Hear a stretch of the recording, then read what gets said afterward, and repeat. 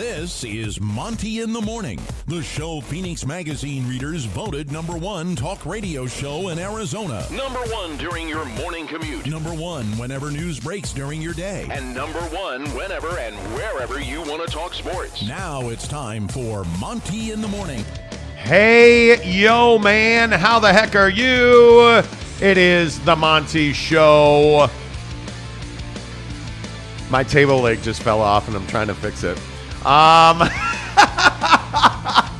It is the Monty Show live at the Maverick Center in Salt Lake City. Snoop was here and we can smell it. Indeed it was. Snoop Dogg to a sold-out house last night at the Mav. You have got the G League, I believe, in town tonight at the Mav. The Utah Grizzlies are back this weekend. By the way, it is Ugly Sweater Weekend. Yeah. The Coca-Cola Caravan for Santa Claus And stuff.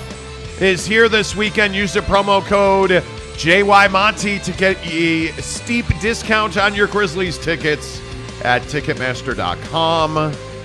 The Monty Show presented by the Advocates, UtahAdvocates.com. We got to talk Utah Jazz today. How about that win last night, Jake? The Utah Jazz blow out the New Orleans Pelicans. You're all impressed with this Zion Williamson dunk on Walker Kessler. Uh-huh. And we're watching the game last night, and, you know, whoa, hey, my bad. We're watching the game last night. Yeah. And I'm like, hey, we're going to talk about this. Hey, I like this angle. The Utah Jazz are doing this. The Utah Jazz are doing that. And Jake's like, oh, the Zion dunk. Oh, my God. Oh, my God. God, just like that. Zion Williamson all over the place. Dude, did you see that? Hey, man, he looks really good. Wow. Like, you just couldn't stop foaming at the mouth over Zion Williamson dunking on Walker Kessler. Yeah, it was a great dunk. No, it wasn't. Why can't we appreciate a great dunk? Because everybody can dunk. Everybody in the Then NBA. why doesn't everybody do that against because Walker Kessler? Steph Curry can't jump. Right, But other than that, and don't right. forget Donovan Mitchell can't dunk anymore either. He's Right. fat. But the point is, everybody in the NBA can dunk. It's no longer impressive to dunk. And to dunk on Walker Kessler, that's like you at 39 dunking on your 6-year-old kid. It's not impressive. It's not impressive, with all due respect. I mean, you're 375 pounds worth of Zion Williamson against a 200-pound Walker Kessler. Right. On a good day, if he ate before the game and didn't take a crap, then he's 200 pounds. Right. Maybe. I just don't think it's that impressive. Whatever, dude. You tried to defend Zion with Walker Kessler, and he made you pay. Well, there was some switching going on there, but I'm not that impressed by what Zion Williamson's doing. He is. You have to appreciate athleticism, though, on some level. At least on some level, you have to say, yeah, it is impressive, his athleticism. I agree. He hasn't done anything in the league yet. But isn't everybody in the NBA athletic? No, not everybody in the league is athletic. Walker Kessler's not athletic. Yes, he is. Okay, then what are we talking about? Is Zion Williamson explosive? Yes. He is. Yes. He is. Yes. I am not going to get all boned over Zion dunking on dudes. And I love the announcers are like, oh, he throw it down like a ham sandwich. Like, I don't care that you get excited. It's your job to get excited that your boy dunked the basketball. I get it. Everybody in this league can dunk. Everybody. You're being get off my lawn guy right I'm now, not. dude. No, what does this have to do with me being old as dirt? Because, man, the guy is athletic. I agree with you. He hasn't won anything or done anything in the league. I'm down with that. I'm not going to say that Zion should be in MVP conversations or that, somehow he's the best player in the league. But I am going to say the guy's on first team all fat ass. He can dunk, and he's probably stronger than you in the paint. Yeah, exactly. Look, Mom, Zion can dunk. Zion can dunk, exactly. He's been able to dunk since he was in the womb. Who cares? Yeah. Like, show me a jump shot. Show me a mid-range game. By the way, you might want to consider playing defense. I know. I'm with you. It's crazy. On that. It's crazy. Yep. Oh, my God, it's crazy. Yep. You have to play defense in the NBA. Yeah. It's not impressive that all the guy does is dunk. In Boulder last night, oh my God, he's shooting 94% from the floor. Because he dunks. It's Rudy Gobert. Oh my God, the most efficient player ever. who only dunks. Yeah. That's great efficiency. He only dunks. I am not impressed by it anymore. I'm not. And I would love your thoughts on it here on the Monty Show, presented by The Advocates, theadvocates.com, the best injury attorneys in the business. So when you get dunked on by Zion, go ahead and call them. Yeah, and his like boiler of a gut slaps you in the face and you get injured, you call The Advocates at theadvocates.com. Go chat with an attorney right now. Yeah. Online for free, mind you, at theadvocates.com. All right, your thoughts on this. I just am curious. Are you guys impressed? Are you impressed with Zion Williamson? That's all we need to know. You know, like that's what I'm curious. Cody Strickland, who, by the way, has turned heel on the show. He's awfully negative about everything of late. Is that true? Are you being serious? Oh, I'm totally serious. Oh, okay. Cody says, watching Zion play, I was waiting for him to get hurt. He needs to calm down a bit. Too big to play like that and not get hurt. And I love that. And I love that he's like, and one. Bro, what is it? You start talking shit. What are you, 13? And we're playing on like mini basketball 13? hoops? Like, seriously. My biggest issue with Zion Williamson is he's not professional. He is. Again, he's not in peak physical condition, in my opinion. Well, and I think you have to say that as a player, he's still young mentally. I mean, again, who are we kidding? I mean, this is a guy who's missed, almost 2 seasons now, like just since the draft. Like, this is somebody who again, look, I'm not going to sit here and say the guy's the best thing since sliced bread. He's not. But I do appreciate, athleticism and vertical when I see it. And he has those 2 things. Now, I agree with the comment. You can't play at that. You can't play at the rim at his build because again, the weight, that physical number isn't necessarily the problem. Stop right there because I think you're answering NY Monty fans' question. I know we've talked about this before, but I forget. Why does Zion walk like that? Penguinish. Yes, he does. I believe it's because he's 298 pounds. He's stiff, dude. And he hides Snickers bars in his shoes, so he kind of can't walk. Fat. Fat. Okay.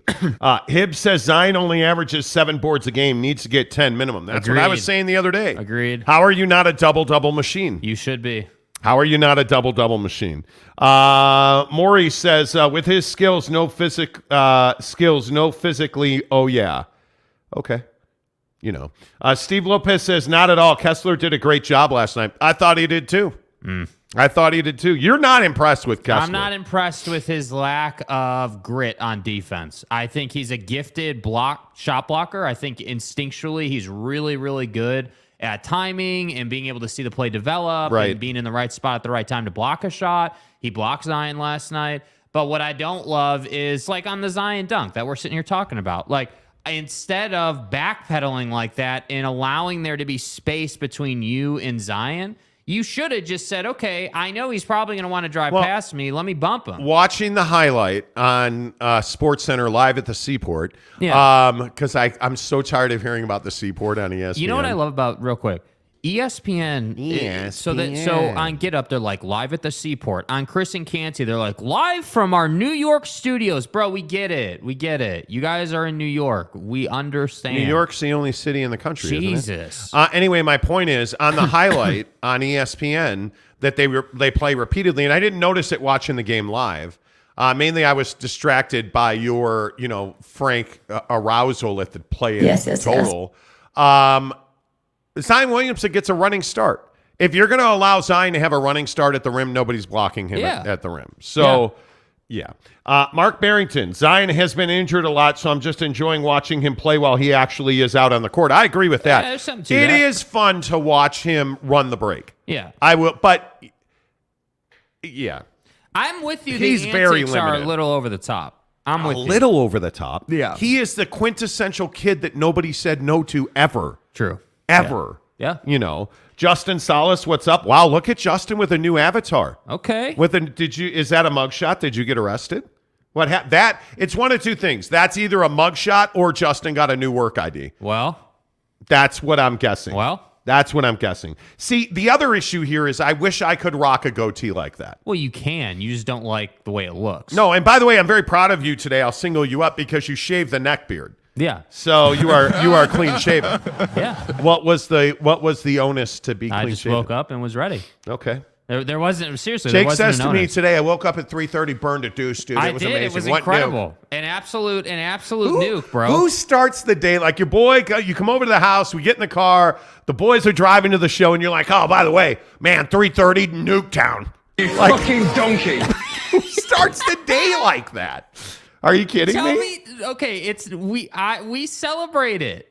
How do you not, as a dude, celebrate that? It's called taking a trip to the foot. Like, do you guys have secret code for going poop? Yeah. Ours is Nuketown or going to the fourth floor. Dropping the kids off at the pool, right? Browns to the Super Bowl, right? Like Justin- yeah. Justin Salas says the only reason he dominated is because how quick and how big he is. Oh, is that all? I am impressed with how he can move his body, but he will continue to get hurt if he keeps playing like this. I agree. He will. Cody says, Monty, what are you talking about? I haven't been negative, LOL. I prize you guys. Well, we are prizable all the time and let people know about your show. I'm not saying you're like, I just feel like your sports, Don't take your it sports too far. takes have been salty lately. That's all. Jesus. Good Lord. Cody, relax, my guy. It's He's Wednesday. not saying that you're hating on the show. No, I'm just saying. Okay.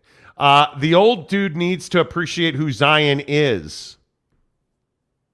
Did he just call me fat? Yeah, he called you fat and he called you old. And what he's good at. Not impressed with by Zion. Next. I'm not impressed.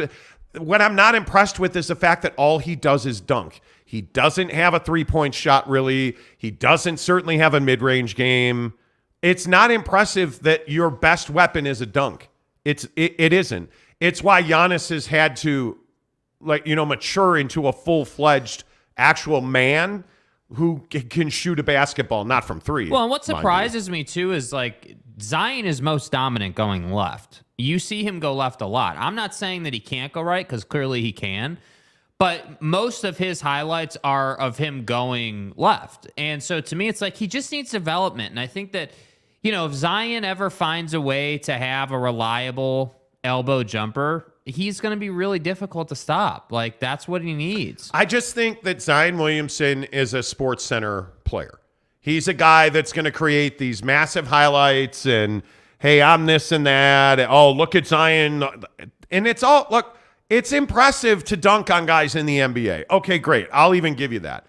You got to bring something else because they're not going to win being built around Zion Williamson. Mm-hmm. We have this conversation all the time. I don't see that the New Orleans Pelicans can be built around Zion Williamson and they win. I don't. Well, and the defense is the biggest issue. I mean, Zion is not somebody who's a good defender right now. No, it's not. But it's why Dallas doesn't win. And by the way, he should be a prolific rebounder with his athleticism and vertical, and he's not. Luka Doncic is arguably the most gifted offensive player in the NBA, and he just doesn't care about defense. Yeah. He doesn't make an effort. He doesn't try. He just wants to be the guy on SportsCenter. Yeah. Guys on SportsCenter rarely win championships. Yep. It's guys like Jason Tatum last night, bringing the Celtics all the way back to win that game in overtime against the Lakers. And yet, what do you see from Jason Tatum? He can dunk. He can play in the mid-range. He can shoot from three. He's a really good defender. He's this all-around player. Yeah. And that, to me, is the biggest difference. And, again, the Jazz win last night, by the way. The Jazz win last night, and I think this Nickeil Alexander-Walker story is one that you have to now start paying attention to. Have the Jazz found a future star in Nickeil Alexander-Walker? He is a totally different player the last, I would say, month since he got chewed out in the Chicago game. I really feel like you'll remember that timeout that they took, and Will Hardy said to him, we were there, we heard it, we saw it. He said, it's not good enough, not effing good enough. Yeah. He's yelling at Nickeil Alexander-Walker. And since that moment, NAW's been a completely different player because he didn't bench him. He didn't forget he was on the team. He yelled at him. He chastised him. He coached him, and he put him right back in the game. And NAW hit a corner three and got a layup. He plays really solid defense. And again, you saw him with 27 the other night in the start. But what's so impressive about Nickeil Alexander-Walker is we're now starting to see it consistently. In his last four games, it's been 11, 11, 27, and 19. And what you're also seeing is the minutes now are consistently 25 plus. So he's getting more minutes. He's giving you more production. He's earned the time on the floor. Yeah. And for me, that's what's so impressive about NAW is he's earned all these minutes he's getting. He's earned all these opportunities he's getting. And it's one of those stories that we are not used to with the Jazz. Yeah. Outside of guys like Don, you rarely see a young player come in here, struggle, see some success, but then blossom into a real contributor. We're seeing that with Nickeil Alexander-Walker, who's a young, unpolished gem who's bounced around the league a little bit now, and you feel like he's found a home in Will Hardy's system. Now, could he go 3 games and score no points? Sure.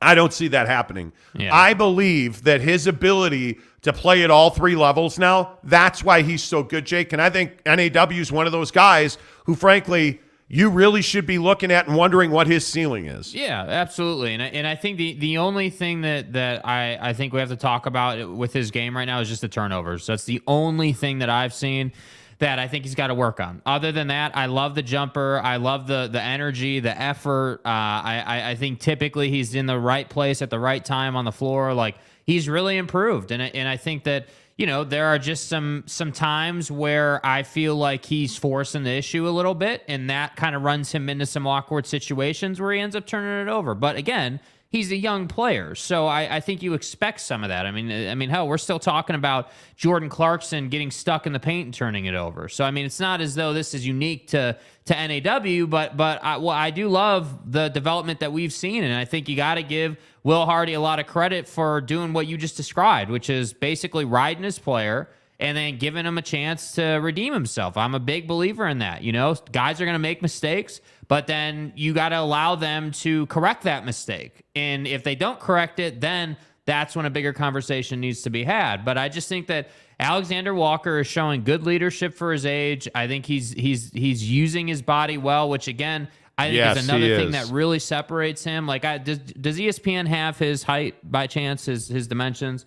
They're like, this is somebody who is lengthy, like 6'5", 205, 24 years old, 2019 first round pick, number 17 by Brooklyn. So like 6'5", 205 is a great body. I mean, that's a great frame to be working within. And I think that, again, he just needs to keep doing this, like keep being, I would say 20 plus. Like the 11-point games, all right, cool, nice, pretty average. But at this point in his development, I think you're going to get some 11-point games. The thing that is so encouraging for me is it's not the points. It's that the shot has improved dramatically. It's that he's rebounding. He's diming out. Like, again, what's the rule on this show about assists? Yeah. 25 assists minimum for the Jazz. They have 31 assists last night. Yeah. Right? And you look at his numbers. He has 6 assists last night.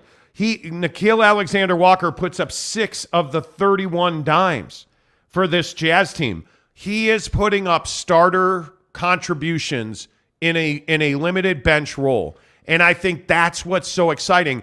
But it also goes back to the Jazz hiring David Fizdale to be in charge of player development. Facts. And you're seeing a different switch. Like, one of the other things I think is so critical is you're not seeing Jared Butler play 1 game in the G League and then come up and not play at all. Yeah. What you're seeing is Agbaji last night getting into the game. Now, he doesn't score and he's a -4, but he spent some time in the G League. Really, I thought, had a big contribution for the Stars.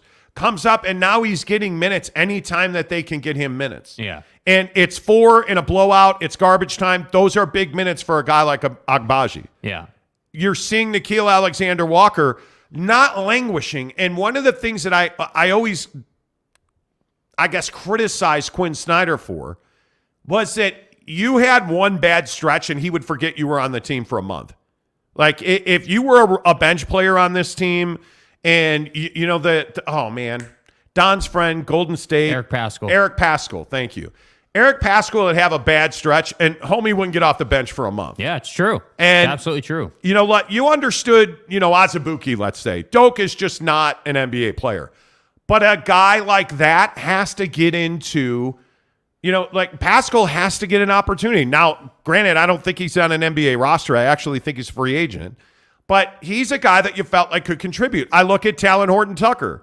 And I say to myself, hey, man, what is this guy's minute load going to be like? He plays 5 minutes last night.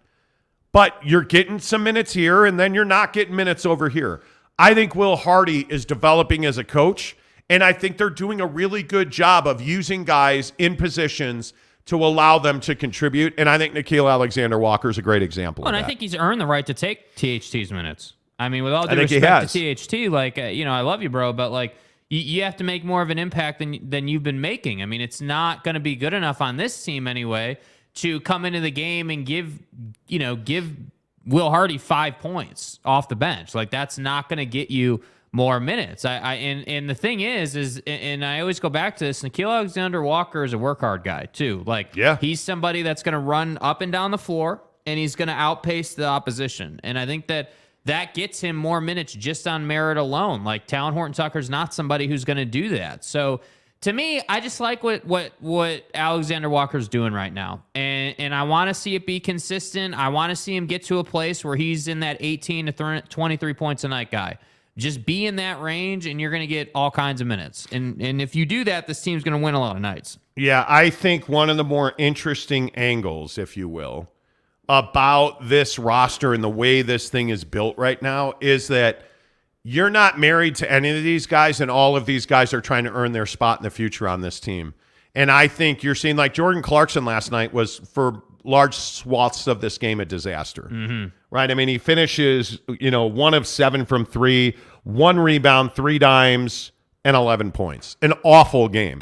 But he still has big moments. Like, you're starting to see, like, I think Lauri Markkanen is a guy, and I think with Markkanen out of the lineup, I think that you saw how important Lauri is to this team. And I think last night, that running dunk down the middle of the lane, that's what he brings to you. He's a guy that I want him to be my second best player when the Jazz win a championship. If he can be your number 2, or when the Jazz take that big step forward into, a conference contending team, Lauri Markkanen can be your second best player. But Malik Beasley, who I think has been your most consistent three-point shooter, he's not going to be here when this season's over. Yeah, it's just frankly easy for him. Yeah, I mean, you watch him shoot the ball, and it's just pure. The thing that excites me so much about Nickeil Alexander-Walker is I want to see it now. He's a guy that I can envision, if he ever gets to consistently 15 to 17 points a night, I don't see how you let that cat go. I don't, because that means his jump shot has become consistent. Because right now I think he's shooting as well as I remember him shooting ever. Yeah. Like, I don't remember him shooting this well. Him and Lauri Markkanen are guys that I can see, like, hey, man, you can be on this team when it's really good. Yeah.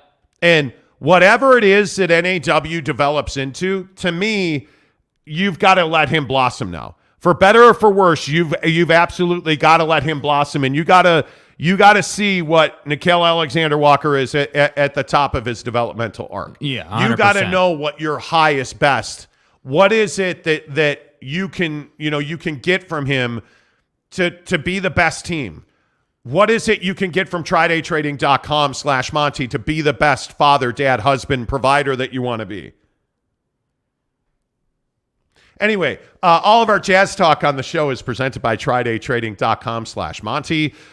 Get there and watch the free webinar. Again, every day I tell you, it's all I'm asking you to do. Go to TryDayTrading.com/Monty and watch the free webinar, because I think it's gonna change your perspective on the way that you're making money right now. If you're somebody chasing a paycheck, all I can tell you is that paycheck is a drug they give you to make you forget your dreams, to forget the vacations, to forget the nice car, to forget that, hey, you know what? Yeah, I got that credit card debt, but Tammy makes great coffee in the office every morning.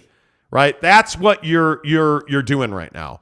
And if that's you, and if you've always been the guy that's like, man, next year I'm going to make a lot more money, don't wait till next year. Go watch the free webinar right now. It's quick, it's informative, it's free, and it's no obligation at TryDayTrading.com. Day trading, absolutely today. People across this country are going to make $1,000 today by day trading because they went to TryDayTrading.com/Monty. I'm telling you, it'll change your life. If you get to TryDayTrading.com/Monty and you watch that webinar, you are going to be interested. It's hard not to when you hear the stories of the grocery manager who said, I was tired of not being home on Christmas Eve at 2 a.m. because I had to make sure that the shelves were stocked for Christmas morning because the grocery store gets that rush. I miss Christmas. I miss New Year's. I miss kids' birthdays because I work at the grocery store. I'm the manager of the grocery department. Well, hey, I started day trading on the side, scaled it up into a full-time income. I'm making more than I thought I ever could, and I'm home every single night. I take my kids to school. I pick my kids up from school. I make them dinner. We live as a family. Like, that's the dream at TryDayTrading.com. And it's not a dream. It is your reality. And all you have to do is go to TryDayTrading.com/Monty and watch the free webinar. All right, let's get your thoughts in here. Q Sam, good morning to you, sir. Water is wet and Lauri is no-show in the second half. Well, frankly, the game wasn't in much dispute. But there is something in this comment. I want to say against the Bulls, he had 30 in the first half. Yeah. And was absolutely a no-show in the second half. I don't understand if this is a Lauri problem or if this is a Will Hardy problem, right? Is this something where Markkanen is not running? His motor is much lower in the second half? I don't know. But you got to figure it out because I agree, Q Sam, that he has not consistently been a four-quarter player. Yeah. And it's frustrating to watch. Mr. E, I love Beasley. I would trade Jordan Clarkson first. Well, but Beasley is not a young player. Neither is Clarkson. But Beasley's not a guy that is going to be here when you win a championship. I don't know that. And again, my opinion is the Jazz win a championship in the next 5 seasons. I think they continue to scale. Danny being Danny, I think, builds a championship contender. They're in position to win a championship in the next 5 years. Yeah. Malik Beasley won't be here for that. Yeah. Because they're not going to be a conference contender next year. It's too much of a commodity. You've got to flip him. Yeah. And he's in demand around the league, frankly. And so you're going to trade him. I think there's nobody on this roster outside of Markkanen. And, man, I think it'd be tough to trade NAW now. But outside of Lauri Markkanen, there's nobody on this roster I wouldn't trade. Yeah. Nobody. So, Justin Salas, I hope NAW's shot has improved, but it still looks pretty funky. And with those type of mechanics, my guess is his percentage will come down, but I'm hoping I'm wrong. Every shot he takes, he gets better. And I think it's clearly going in at a higher clip. Yeah, I mean, he's clearly able to make it more regularly, more often. I mean, I don't disagree that the mechanics are not, what I would recommend for shooting mechanics. They're not what I think any, shooting coach would recommend. But at the same time, I think that NAW is working on them. And I think that, if you're seeing this type of performance on maybe not ideal shooting mechanics, what does it look like when he has really good mechanics? Yeah, I mean, he's shooting 44% from 3. He's taking essentially three threes a game. His career high for threes was 21-22 last year in New Orleans. And then, he makes 31% of those. Yeah. But he's not a 30-minute-a-night player at this point. Like, he was averaging 26 minutes a game in New Orleans last year. That's not who this dude is. Yeah. That's not. Like, I look at his 14 minutes a night. He's giving you 7 points a game. But again, he's giving you 2 rebounds, 2 dimes, a block. Like, he's doing all of these things. I think he's clearly developing. And I think the 3-point shot, I think his field goal percentage being at 48% is by far a career high. Like, I love what I'm seeing. I'm not questioning it. I don't care why. Just keep doing what you're doing. And it is, by the way, shouldn't be lost to anybody. They had a lot of practice time in the last week. Uh-huh. So you feel like that's why they came out and played a lot better as a unit last night. And I think that's a big deal. Brandon Whiteside said, better shot. Thank you, Horny. Jeff Hornacek could be. Absolutely could be. Let's see. Brett Terry, good morning to you. Beasley is young, but what he offers will be found later in the draft, and the Jazz will be hitting that hard. I would agree with that. Boyd Lake, when the other team adjusts to what you're doing at halftime, it's on the coach to have a second move. I don't know. What do you guys make of the Lauri Markkanen disappearing in the second half? I mean, I think that there's no getting away from the fact that he's getting minutes in the second half, right? So to me, the biggest issue I've always had with Lauri is that he's not dominant enough on the ball, meaning that he is happy to go 4 possessions without touching the ball, which is unacceptable on this team anyway, in my opinion. So to me, Lauri just needs to command the ball more, and I think he needs to take more of his shots, from his spots. Like, I love the fact that he's somebody that can quick release from 3. You get him the ball and there's a tight closeout, but he doesn't bring it down. He's just able to go up with it, which is really nice, and it goes in. I think that the Jazz would be really wise to run some sets through him to start second halves just to get some buckets and to get him going. I think that's never a bad idea. And if you think about it, all the great teams do that for their best players. Get them going. Like with Lauri, I'd put him on the block. I'd get a mismatch, put him on the block, and get him a couple easy baskets like that, or get fouled. I mean, that works either way. But I just think that you can't have Lauri going 4 or 5 possessions without seeing the ball. So to me, it's like, yeah, this is definitely on Will Hardy on some level, but also it's on Lauri to command the ball more. He just needs to. Yeah, but he's never been that guy. That's just not who he is. But maybe that's his development point for Fizzo, and it could be, but I look at what he was in Chicago, and again, I'm a Bulls fan. He's soft. I mean, he is soft.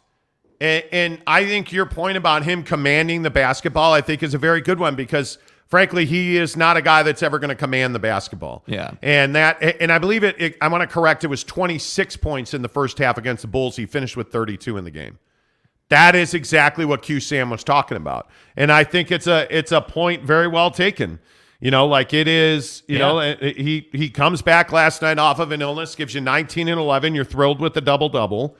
And by the way, I think he only played 30 minutes, so it's not like he's playing a ton of minutes. Point. If you're, when you look at these box scores, you'll notice minute distribution is all over the place, meaning that it's spread out and guys, there's not one guy who's running 45 minutes. You saw the other night when they were dealing with injuries and NAW started that he played 40.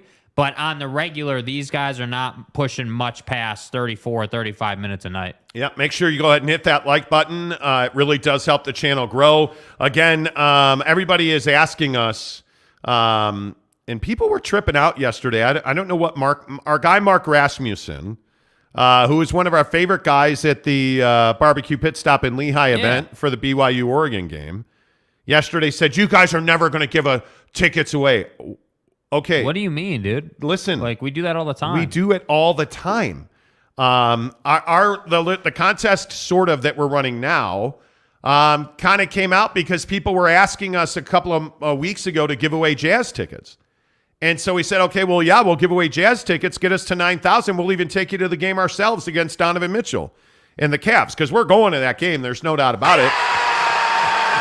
We get to 9,000 by the end of the year, which is today is the 14th, right? So we get to the end of the year, and that's 17 days away. Something like that, yeah. If we get to 9,000 in the next 17 days, and currently we're at 8,472. Right, which a huge day on subscribers yesterday. Really well done. Great work. We have 528 to go, and I think it's 17 days, right? That's only 31. So, it's only 31 per day. Yeah. Which yesterday we did 47. So if we can start bringing that curve down consistently, what we're going to do is if we get to 9,000, we're going to give away a pair of tickets to the Jazz game. You plus one. We'll get a black car. We'll all ride to the game together. We'll take you into the team store. We'll get you a custom jersey, or I would encourage you to get the black with the yellow or the black with the white sweatshirt. Yeah. Because you get a jersey of a player, and he's going to be gone. And the sweatshirt game in the Jazz store is pretty fire. But we'll get you any item that you want. You get one item, and then we'll hang out. We'll watch the Jazz and the Cavs together. And if you know me, I don't sit in terrible seats. Mm-hmm. So we'll take you to the game. We'll sit in good seats. We're going to have a great time if we get to 9,000 subs by the end of the month. And Mark Rasmussen's like, you guys are begging. You're hacks. Okay. Don't subscribe. I'm still going to the Cavs game. Yeah, me and your girlfriend are going to the she doesn't even want to be around me. But the point is, me and Jake are still going to the Cavs game. Right. We get to 9,000, we want to take you with us. That's all I'm saying. By the way, yes, people were asking yesterday, are you guys really giving away All-Star Game tickets? Yes. Mrs. Monty and I are texting back and forth as we speak. We're also doing a weekend at spring training in March that we're going to take listeners to. We have Chicago Cubs spring training season tickets. But we're just hacks, so you know, I mean, it's fine. Like it's cool. It's fine. Yeah, it's fine. So yeah, give us a like. Right now we're at just short of 500 viewers on the show, and we've got 25 likes. So if all 111 of you who are watching the show now click the like button, that would be amazing. That's why yesterday we had a really good day of likes. I think we had over 200 likes on the show yesterday. I could be wrong. But we had a really good day of likes. So what happens? YouTube shows our content. People subscribe to the channel. Not rocket science. So I'm saying, like, I know it's our channel, and it's up to us to add the subs. But like, when you guys just hit the like button, I know it seems repetitive every day that we say it, but like, it really does make a difference. Like on Monday we added 31 subs. Yeah. Yesterday we added 47. Like a clear jump because we Good had day. all the extra likes. So that's why we asked so much. Yep. Let's see. Mike Maples, who, by the way, was at the Snoop Dogg concert last night. How was it, dude? Play by play. What is like, dude? Dude. Bro. We walked into the Maverick Center this morning, and I was looking around because I thought there were dead skunks everywhere. Yeah. So I'm not saying nothing, but Mike, we need some play-by-play on the concert last night. Maple says, let's get to 9,000. Made the wife and daughter subscribe. Let's go. Let's go, Mike. Let's go. Attaboy. Tanner Plummer says, you guys need to make a hack shirt. We do.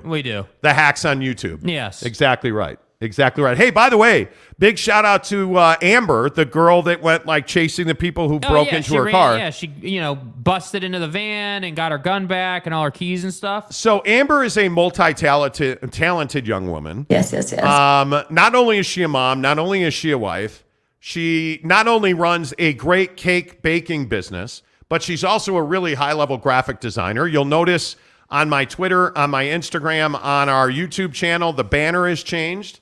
Amber went ahead and gave us a Christmas gift. Out of the blue yesterday, she sent me this banner, and she was like, hey, what do you guys think of this? And I was like, it's awesome, because it is. It's awesome, yeah, it's beautiful. Right? And she's like, yeah, Merry Christmas. I made this. I offered to buy it from her, and she's like, oh, no. It's my Christmas gift to you guys. I appreciate that's that, fantastic. Yeah, thank you. It's amazing the talent that we have. MY Monty fan says Lauri is homesick for Christmas. The Finnish Flash. Right.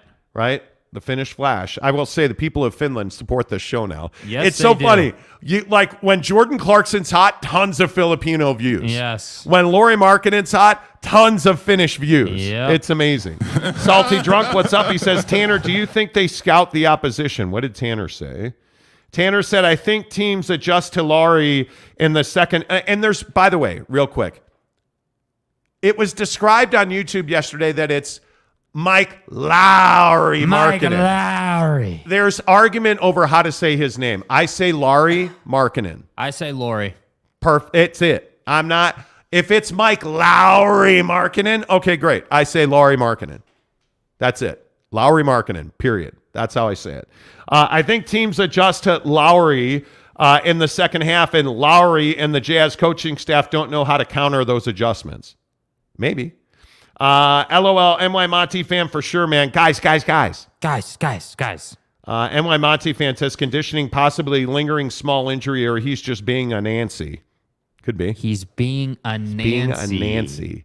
Eric and Raleigh says what he means is you haven't given him tickets. That's exactly right. Yeah. That's exactly right.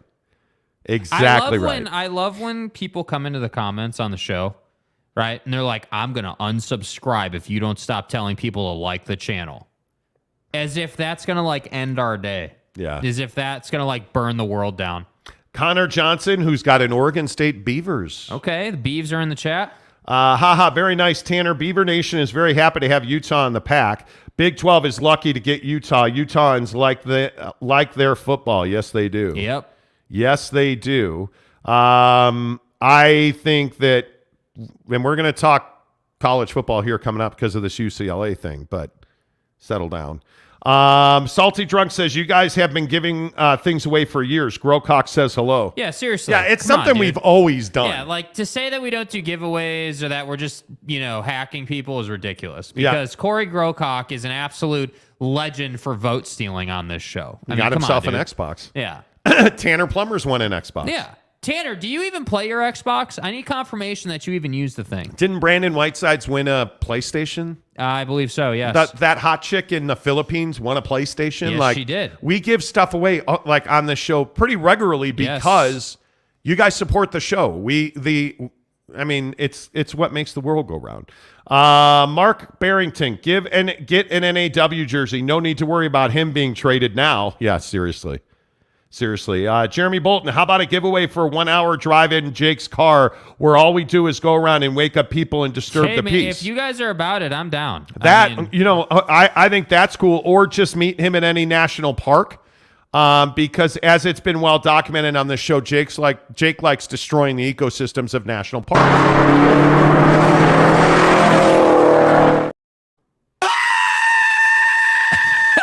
I mean, he does. Now, to your credit, you went and planted trees after that because you knew you had murdered a bunch. Well, you didn't actually. That's a lie. Good job, Jake. I think that's a fine giveaway, JB. I do. And you know what? We'll drive you to your next Spartan race in Jake's WRX. I can drive you to the Jazz game in the Subi. If you want to get us to 9,000 subs, we can do that. Troy Cushing says, morning, my guys. Safe to stay safe out there. Love the heads up on the Utah Jazz. True news. Thank you. Yeah, be careful. Again, it was a little sketch this morning. It was a little sketch. Driving in the Quattro this morning. Bang-Getter Highway was interesting. Bang-Getter. NY Monty fan says, you have to hit the like button prior to entering the chat. Jeremy Bolton made it a law. I believe it is an ordinance in Montytown. Yes. I believe that is correct. It is. I believe that is correct. Tanner says, I prefer Oregon State over Oregon. The Ducks fans worship Bo Nix like he's the second coming of Justin Herbert. Oh, my God, just like that. Oh. Connor Johnson, welcome to the chat. Johnson. San Diego State says, some folks say hacks. I echo what Jake said a few weeks ago. When you're building something special, not everyone deserves to be around that. Hey, you know what I mean? Don't disagree with that. You know what I mean? But again, we're just the hacks on YouTube. Yeah, we're the hacks on YouTube. You know? Mike Maples on Snoop Dogg. He says, it was a great show. It ran till after midnight. Packed house. Didn't know what to think about my daughter knowing every word to every song. Well, if my wife had not had a broken arm, we'd have been at the show. Did you get a contact high from the show? Dude, I don't know that smell ever comes out of the building. Bro. I don't know that Cam Harrison says, good morning, guys. Yes, like the channel. Shout out to Mo Bamba. Shout out to Mo Bamba. Exactly. It's pronounced Lauri. I speak Finnish, FYI. Say it right, Gonzaga. Wow. It's pronounced Gonzaga. Lauri. Gonzaga. Lauri Markkanen. Lauri. Do you really speak Finnish, by the way? And stuff. Tanner says, NY Monty fan, why are you driving and texting? Because he's a stud. That's why. He's a stud. Exactly right. Eric and Raleigh says, is Growcock still subscribed? He is, in fact. Yes. He is, in fact. Troy Cushing, Ingram is better than Zion. He needs a mid-range and defense. The problem with Brandon Ingram, is the guy's always hurt. Right now he's dealing with a toe injury. He's out at least another week. They have Brandon Ingram last night. They win the game. They don't? Oh, they lost. Herb Jones, though. You know what? Oh, man. I'm telling you, I might be the only one. I'm telling you, Herb Jones is nice. But he can play. Herb Jones is nice. I am telling you that right now. But he can play. Tanner says, yes, I play the Xbox. It's amazing. Tanner won an Xbox on the show. What game do you play? What is your vibe? How many gamers do we have in the chat? How many? Freaking Chris Carr, Arlington Bears. I promise I use my Traeger more than any gaming system. He won a Traeger smoker on the show. Yeah, dude. I mean, what are we even talking about? I remember delivering that to his house and being like, dude, how did you build a castle? Dude, Chris Carr. Anybody that doesn't know Chris Carr, the guy is a baller. Dude's got a pad. Not only is he a dad and a husband, he has a beautiful home. How about that? On the golf course, I believe. And he's plugged into the new Jack in the Box. He knows where it's going. And I just say, hook your guys up, dude. Can I get the first ultimate cheeseburger out of that joint? we should have, honestly, Jake should have the first ultimate cheeseburger. I should have the first extreme sausage sandwich off the line. Yeah, dude. Come on. Maple says, my wife was taking a lot of videos and trying to cut out the pole dancers, and it's true. I emptied 2 bottles of Visine just driving. There was a lot of sticky icky in the building last night. Let's see. Jeremy says, I play Cooking Traeger 2K23 on my Xbox. It's lit. Yeah, it's lit. It's lit. Mark Hale says, the hacks on YouTube that were asked to join a local radio station. Yeah, we're just terrible. There was all of that yesterday, too. Oh, you got to tell me how. We'll leave it at that. Talking Jazz basketball on the show today. By the way, Jazz win last night, 121-100. They play New Orleans again tomorrow. Yeah. So back-to-back with a day off in between. What do you guys think of that? The back-to-back with a day off in between? Because we're seeing it a lot. Like, the Pelicans had that back-to-back with the Suns, and now they're doing it with the Jazz. I kind of like it. By the way, I'll take more Lakers and Celtics back-to-back. That game last night was crazy. Yeah. Talk about a game the Lakers should have won. Crazy. By the way, and again, and I know that I know everything. Right. I know that I know everything. Here we go. Time to slurp some James Harden. Anybody see Fat Ass in Philly last night? Here we go. 21 points, 4 of 7 from 3. Fat. He had a double-double. He had 15 dimes. Fat. A 21-15 double-double with assists, 7 rebounds, 5 steals. Come on, man. Is he your new favorite player? No. Well, my favorite player is Devin Booker. He doesn't play games anymore, and the Suns look like the Devin Booker's out because he, quote, pulled his hamstring. Which has been a chronic injury over his career. Come on. Well, why else would he be out? Hell out of here with that. He's not managing his load with the Kardashians anymore. Do some leg days over the summer or something, guy. Come on. Yeah. Well, he's had this hamstring issue throughout his career, unfortunately. Yeah. Chris Paul is dead to me. Not only is this guy the ultimate nut puncher in the NBA, because he always seems to find some dude's bag. Oh, it was an accident. Sorry, bro. But he just can't do it anymore. Yeah. And they don't have a bench. They don't. With all due respect to Jock Landale. Landry Shamet's a bust. Like, that team's not good right now. No, it's not. That team's not good at all. Bad basketball. At all. Like, they're not good. Yeah. They are not good. So, again, I just simply throw it out to the chat. Right. Who's the best team in the NBA right now? Because if you watch the Celtics last night and you say anybody but the Celtics, I don't know what you're looking at. I mean, I would love to see like the Bulls and Knicks tonight. I think is a really compelling matchup. Neither one of those teams is good. I look at some of the other matchups. Like, I wonder, are the Cleveland Cavaliers the best team in the East in a playoff series? I don't know about that. I think they're not close to the Boston Celtics. That's how much I think of the Celtics. I think the Celtics are by far the best team in the East and the best team in the NBA. I just think that it's unfair to compare Cleveland to Boston because Boston's been together for like 5 years now. Cleveland's they're still trying to figure themselves out. Yeah, and I want to see Clippers and T-Wolves tonight. Yeah. I need to see Kawhi do it again. Because if Kawhi and PG are going to play the way Kawhi and PG played the other night, forget it. Savages. Forget it. That team is, and they're doing it with a part-time player in John Wall. Like, you look at they're doing it with multiple part-time players. I mean, Kawhi hasn't played. They are managing their loads. Yeah. You look at the fact that you're still getting John Wall off the bench. 19 minutes and 6 points. You beat the Celtics the other night, 113-93. Yeah. I mean, that's you beat the Boston 20. Celtics by 20 points. Yeah. That's crazy to me. Yep. The NBA right now. Defense. The NBA right now, I think, is as compelling as it has been. You know, Salty Drunk says, don't sleep on the Nets. I still believe they could make a run. I agree. Absolutely. By the way, did you see your boy Jingles is going to come back here, Salty Drunk, for Milwaukee this week? They say in the next week he could be playing. NY Monty fan says, I saw on the interwebs Suns being bad and getting blamed on the owner.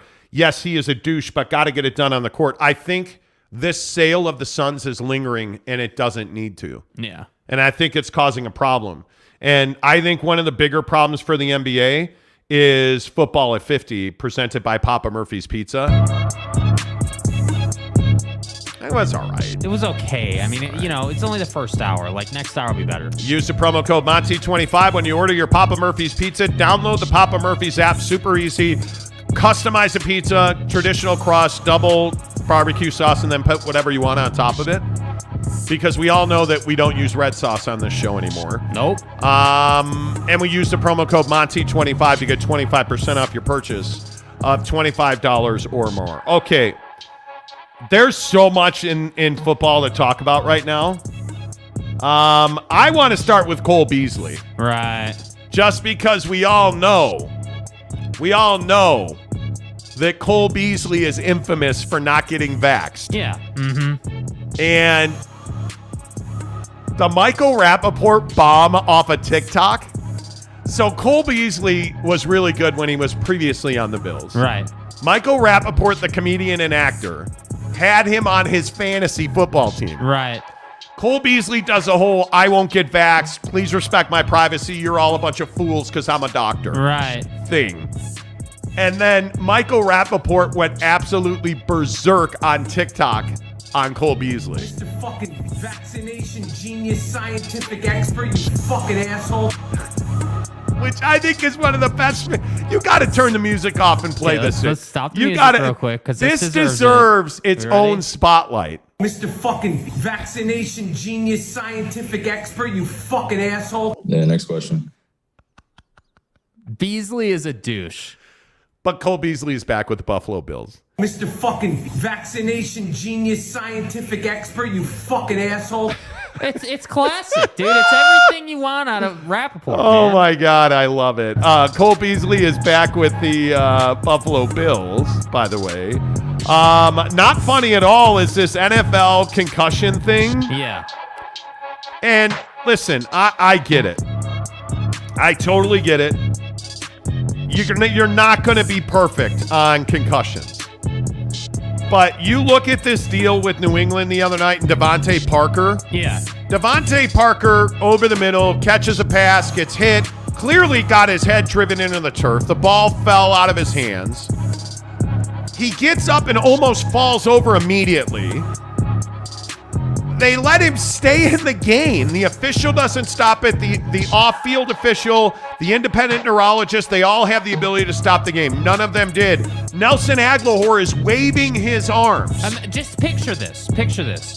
Dude is lined up. He's the closest receiver. If you're watching it on TV, he's the bottom receiver on your screen, right? Devontae is. Right? Agholor is in the slot and jumping up and down like, hey, dude, buddy can't even stand up. And you're like watching him. You're watching Devontae like fall over. Like he can't stay still at the line of scrimmage to line up. So Devontae Parker tweets yesterday, get on y'all's effing job at NFL. He tagged the NFL and said, get on y'all's effing job. Thankful my brother was aware of the situation. Tag Nelson Agholor.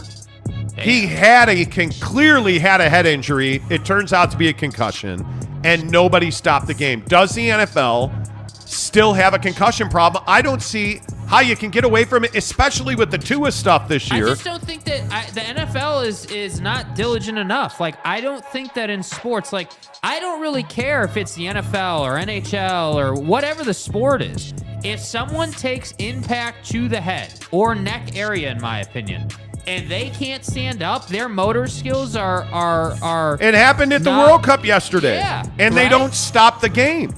It's in every sport. It's a brain injury. Yeah. So if you can't stand up, if you're exhibiting symptoms of a concussion, Tua. Yeah. When he gets hit against the Bills, Milano hits him, he slams his head, he gets up and falls over.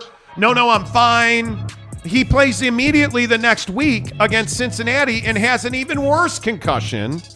I don't understand this. I just think that they're not cold-blooded enough with it. You have, like, I'm talking about the NFL specifically should be a league where if there's even a sniff, even the slightest inclination of you had a concussion, I don't care if it's the smallest concussion known to man, you should be taken off the field, put in the blue tent, and run the concussion protocol. There's just no reason not to. Why wouldn't you? Great. Hey, listen, if you miss 5 plays, but it's proven that you don't have a concussion, who cares? Like, who cares, right? It's not that big of a deal to take dude out of the game, evaluate him to make sure he's healthy. That's what matters. Jake, we're trying to win the game. It's ridiculous. Who cares about their brains? Never mind that you don't miss on Russell Wilson when he needs to be taken out of the game. Yeah. Right? You don't miss on some of these higher profile I guys. think you're going to miss because guys know how to hide it and nobody wants to come out of the game. But on the obvious ones, you got to get it right. He wasn't hiding anything, though. Yeah. Jeremy Bolton says that Rapaport drop is GOAT. M. Morris says Rapaport is unstable as they come. He is. Tanner says kudos to Nelson Aguilar for getting Devontae off the field. I totally agree with that. Boyd Lake says he stumbled around and could not stay upright. For heaven's sake, it took another player freaking out for anyone to notice. Exactly. Exactly, Boyd. I get it on some level if, like, you know, he's like lined up in a bunch, let's say, or like there's a bunch of guys around him that make it difficult to see him. This guy was singled up, man-to-man coverage, right next to the official on the sideline, and nobody did anything about it. How is that even possible? Nobody. Like it's crazy. How? I just don't understand it. Giggity keeps in it real. If Aguilar could catch footballs as well as he catches concussion symptoms. Wow. So, of course, Tanner's in thinking exactly what I was thinking. You know, Giggity, when Aguilar was with Philly, he made some clutch catches during the Eagles' Super Bowl title season. You want to know my level of sickness with Tanner Plummer? Yeah. When I saw this story last night, again, Tanner, I was laying in bed thinking of you. Anyway, to point B, I was laying in bed getting ready to go to sleep, but I'm reading. Oh, I thought you were getting ready to do something else. My bad. No, my forearms were tired already. Yeah, but the point is, I was like, oh, Aguilar, he was with Philly. I wonder if Tanner knows. Yeah. That's my sickness with Tanner Plummer. It's terrible. Connor Johnson says they should watch Whiplash too. It can do just as much damage. Oh, absolutely. That's what I mean. That's the Tua thing. That's the Tua thing. How does the broadcast catch it and the NFL does not? No idea. No, and yeah, salty drunk. The AFL, which is hybrid rugby in Australia, players must leave the field immediately and be assessed when any head contact occurs. They should. In the World Cup yesterday, you had 2 guys smash their heads into each other. Both of them laid on the ground, and the other guy, is rubbing his head for like 5 minutes. This one, he's like rubbing the back of his head. Never took him off the field. Never looked at him. San Diego State says LBS, like button smashed. Again, thank you. Appreciate that. NY Monty fan says, I hear the local USC station is giving away a chance to get a Manny Petty with Caleb Williams. Is that true? Wow. Oh, God, if that's true, that is the single greatest promotion ever. Yeah. If that is true, oh, my God. Tanner says, laying in bed thinking of you? What? Exactly. It's fine. Football 50-10 of the hour, every hour on the Monty Show is, of course, presented by our good friends at Papa Murphy's Pizza. Whether it's Monday family home evening, whether it is Sunday football, Saturday football this week, or just any night of the week, it's never a bad night to get your Papa Murphy's Pizza on. Make sure you throw in the Take and Bake chocolate chip cookies. Yeah. You will thank me later. They are amazing. Use the promo code Monty25 to get 25% off your purchase of $25 or more at Papa Murphy's Pizza. Papa Murphy's presents How to Change the Way You Pizza. Step 1, grab a delicious Papa Murphy's Pizza. Step 2, bake. Step 3, chow down on the deliciousness. Order the limited time Hog Heaven Pizza today at papamurphys.com. Papa Murphy's Pizza, use the promo code Monty25 to get 25% off your purchase of $25 or more. Oh my God, my wife booked the house in Phoenix to get the hookup on. Look, dude, I'm not even trying to be all like braggadocious. I will single up. Look at that pool. What? Look at that pool. This house my wife booked is like a Spanish style house. That is amazing. Wow. I am so fired up to go to spring training. Yeah. Like, I cannot wait. Like, she's sending me this Airbnb link. It's got a huge kitchen. Yeah. We gonna make some Papa Murphy's. Yeah. Like, oh, hey, let's go. Look at that bed. I won't be seeing that. But, Look at it. Know. Yeah, buddy. I'm super stoked about this. Well, look, there's another. Excellent. Okay. Hey, now. Yeah. This is where you'll be. Yeah. That's where you're gonna sleep tonight. By the way, real quick, we were driving around yesterday. We went to JCW's for lunch, and it absolutely made me feel terrible. And then we were driving to JCW's yesterday, listening to the Wolf of Wall Street, the clips from the Wolf of Wall Steve Street. Madden speech. Oh my God. Just go search the clip of Steve Madden's speech, Wolf of Wall Street. Yeah, it's hilarious. It is absolutely hilarious. Here on the Monty Show, presented by The Advocates. Find them online at theadvocates.com. The best injury attorneys in the business, from automobile accidents. Look, you get in a car accident and somebody rear ends you, which is super common. If somebody's driving recklessly on the roads this morning with snow and freezing ice, that's not your fault. Don't rely on your insurance company to protect you, because that's not their job. The insurance company's job is to keep as much of their money away from you as possible. Let the Advocates get you everything you're entitled to at theadvocates.com. For everybody in Arizona, I know we have a good group of listeners in Arizona. The Advocates are now in business in Phoenix. Check them out online, theadvocates.com. They have this great feature where you can click on a button. It says, talk to a lawyer right now. It's a chat feature. You can be anonymous. You can be at arm's length. I know sometimes that's awkward for people. But again, the rule that always applies, hey, do I need an attorney? Yes. The answer is yes. If you're thinking about a lawyer or an attorney, there's no better choice than theadvocates.com. Let's get your thoughts in here. Jeff Johnson says Tempe, or where are the Cubs at? No, we're staying in Scottsdale, and they are in Mesa. Yeah, the Cubs are in Mesa. But there is all kinds of stuff. Yeah, Jeff says, I might have to bring the Subi on that trip, dude. You might have to. I'm having some nostalgia about driving down Scottsdale Road. Yeah, spring training, I'm down. Yeah, we're going to give away a weekend at spring training coming up in March. Again, we have season tickets at Sloan Park in Mesa for the Cubs.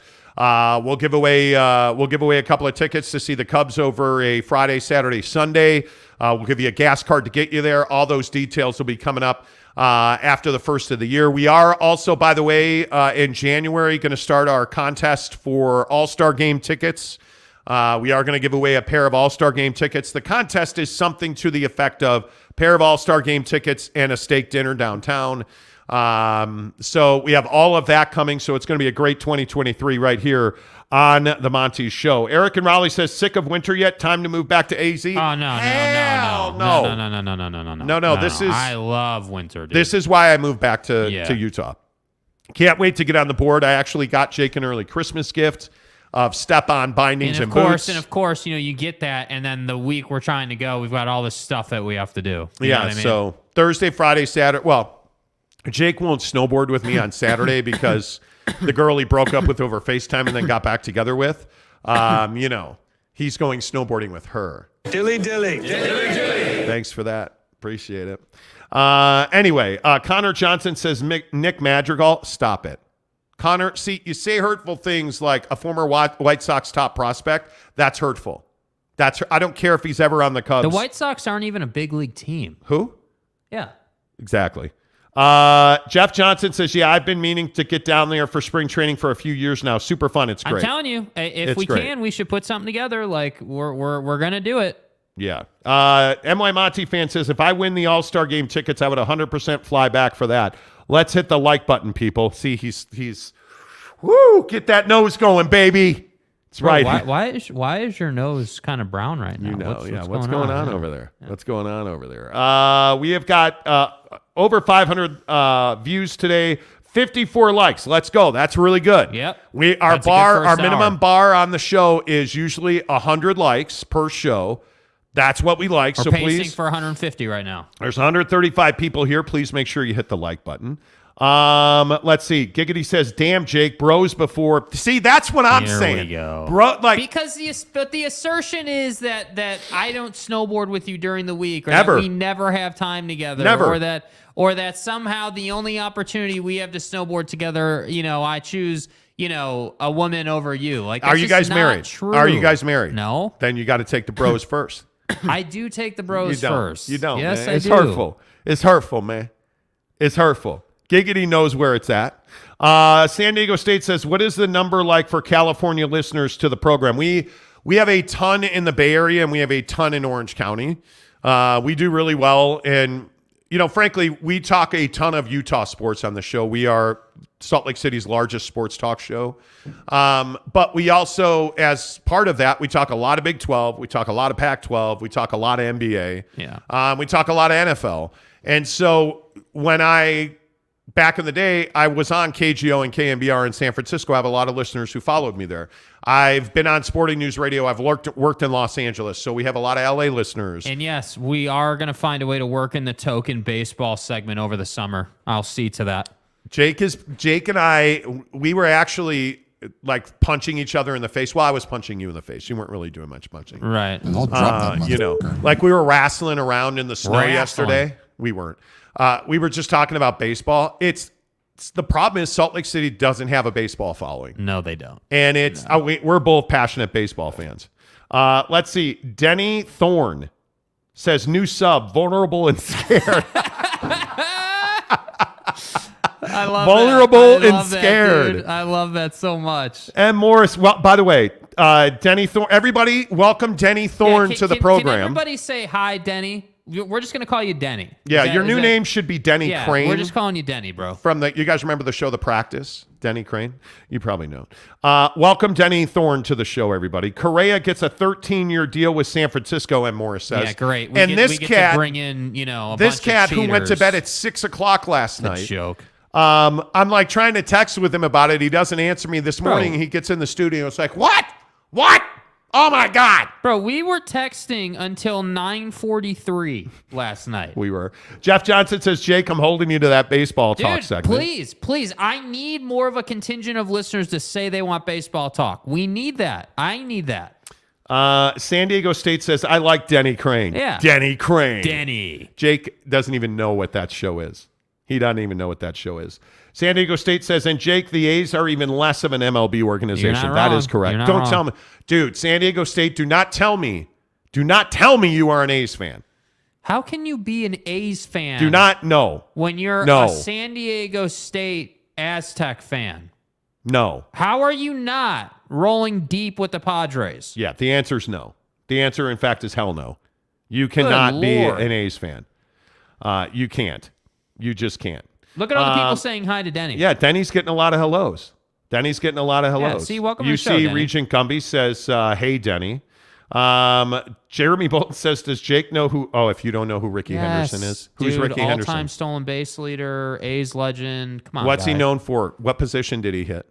What position did he hit? Yeah, where in the lineup did he hit? Leadoff? Leadoff? He's got the most Jesus. leadoff home runs ever. The thing that I like about Ricky Henderson is him and I were talking about his drip. He was in Oakland at the Coliseum, and we're standing there talking about his drip. And he's like, it's not drip when it's natural. Like, he had to avoid, like, you just talk like, and he was like, it's not drip if it's natural. I think we were using the word swag. Yeah. It's not swag if it's natural. Right. Ricky is so awesome. I love that guy. I just love that guy. He is amazing. Ricky Henderson is one of my favorite players ever. Yeah. Ever. Okay, a couple more and then we got to move on. Salty Drunk says, Jake, bring back the Wild Things glasses for the new baseball segment. Brought to you by Tanner's Soaking Sessions. There you go. Yeah, did you guys hear that Tanner Plummer opened a new business? Did he? Yeah, a soaking salon. Oh my God, just like that. Maybe we can get Caleb Williams to go to that. Maybe. Jaren Hall says, Denny, your life will never quite be the same again. And welcome to the show. My guy. That's amazing. Yep. Absolutely. Troy says, I'm hitting you all up on Facebook to subscribe. You are really good at what you do with great twists of funny and truth. So I appreciate you. I appreciate you, Troy. Appreciate you very Thank you. much. A couple of things I want to run through this morning on the biggest stories in sports, as always presented by Quick Quack Car Wash. See, again, we went through yesterday. You know it's snowing. You got to go through. It's easy. You're there like 5 minutes. Yeah. It's I don't know how they do it, but there's a line and it's 5 minutes. I have no idea how they do rolled it. up yesterday, and I was like, dude, like this is gonna be a test, dude. Like and we were there like 7 minutes and 20 seconds. It was super efficient. Yeah. What is the biggest story in sports today? Because I think I could make the argument the UCLA Board of Regents, who are going to, or the UC Board of Regents, are going to meet about UCLA at 10 a.m. Pacific, 11 Mountain Time. Right. And that's really their only book of business today. I think that's a huge story because what it does to the Pac-12 and the Big 12. Yep. And the Big 10, by the way. I think that's a huge story. Yep. I love the Jazz winning. I think that's a huge story. But I also think this BYU quarterback situation is a huge story. Yeah. I think so. Keaton Slovis from Pitt, before that USC, and Drew Pine from Notre Dame are both in the portal. They both visit BYU. Right. I don't think either one of them is coming to BYU. But here's my question. Is that an upgrade if you're BYU? Are those two quarterbacks you want? And the answer is no.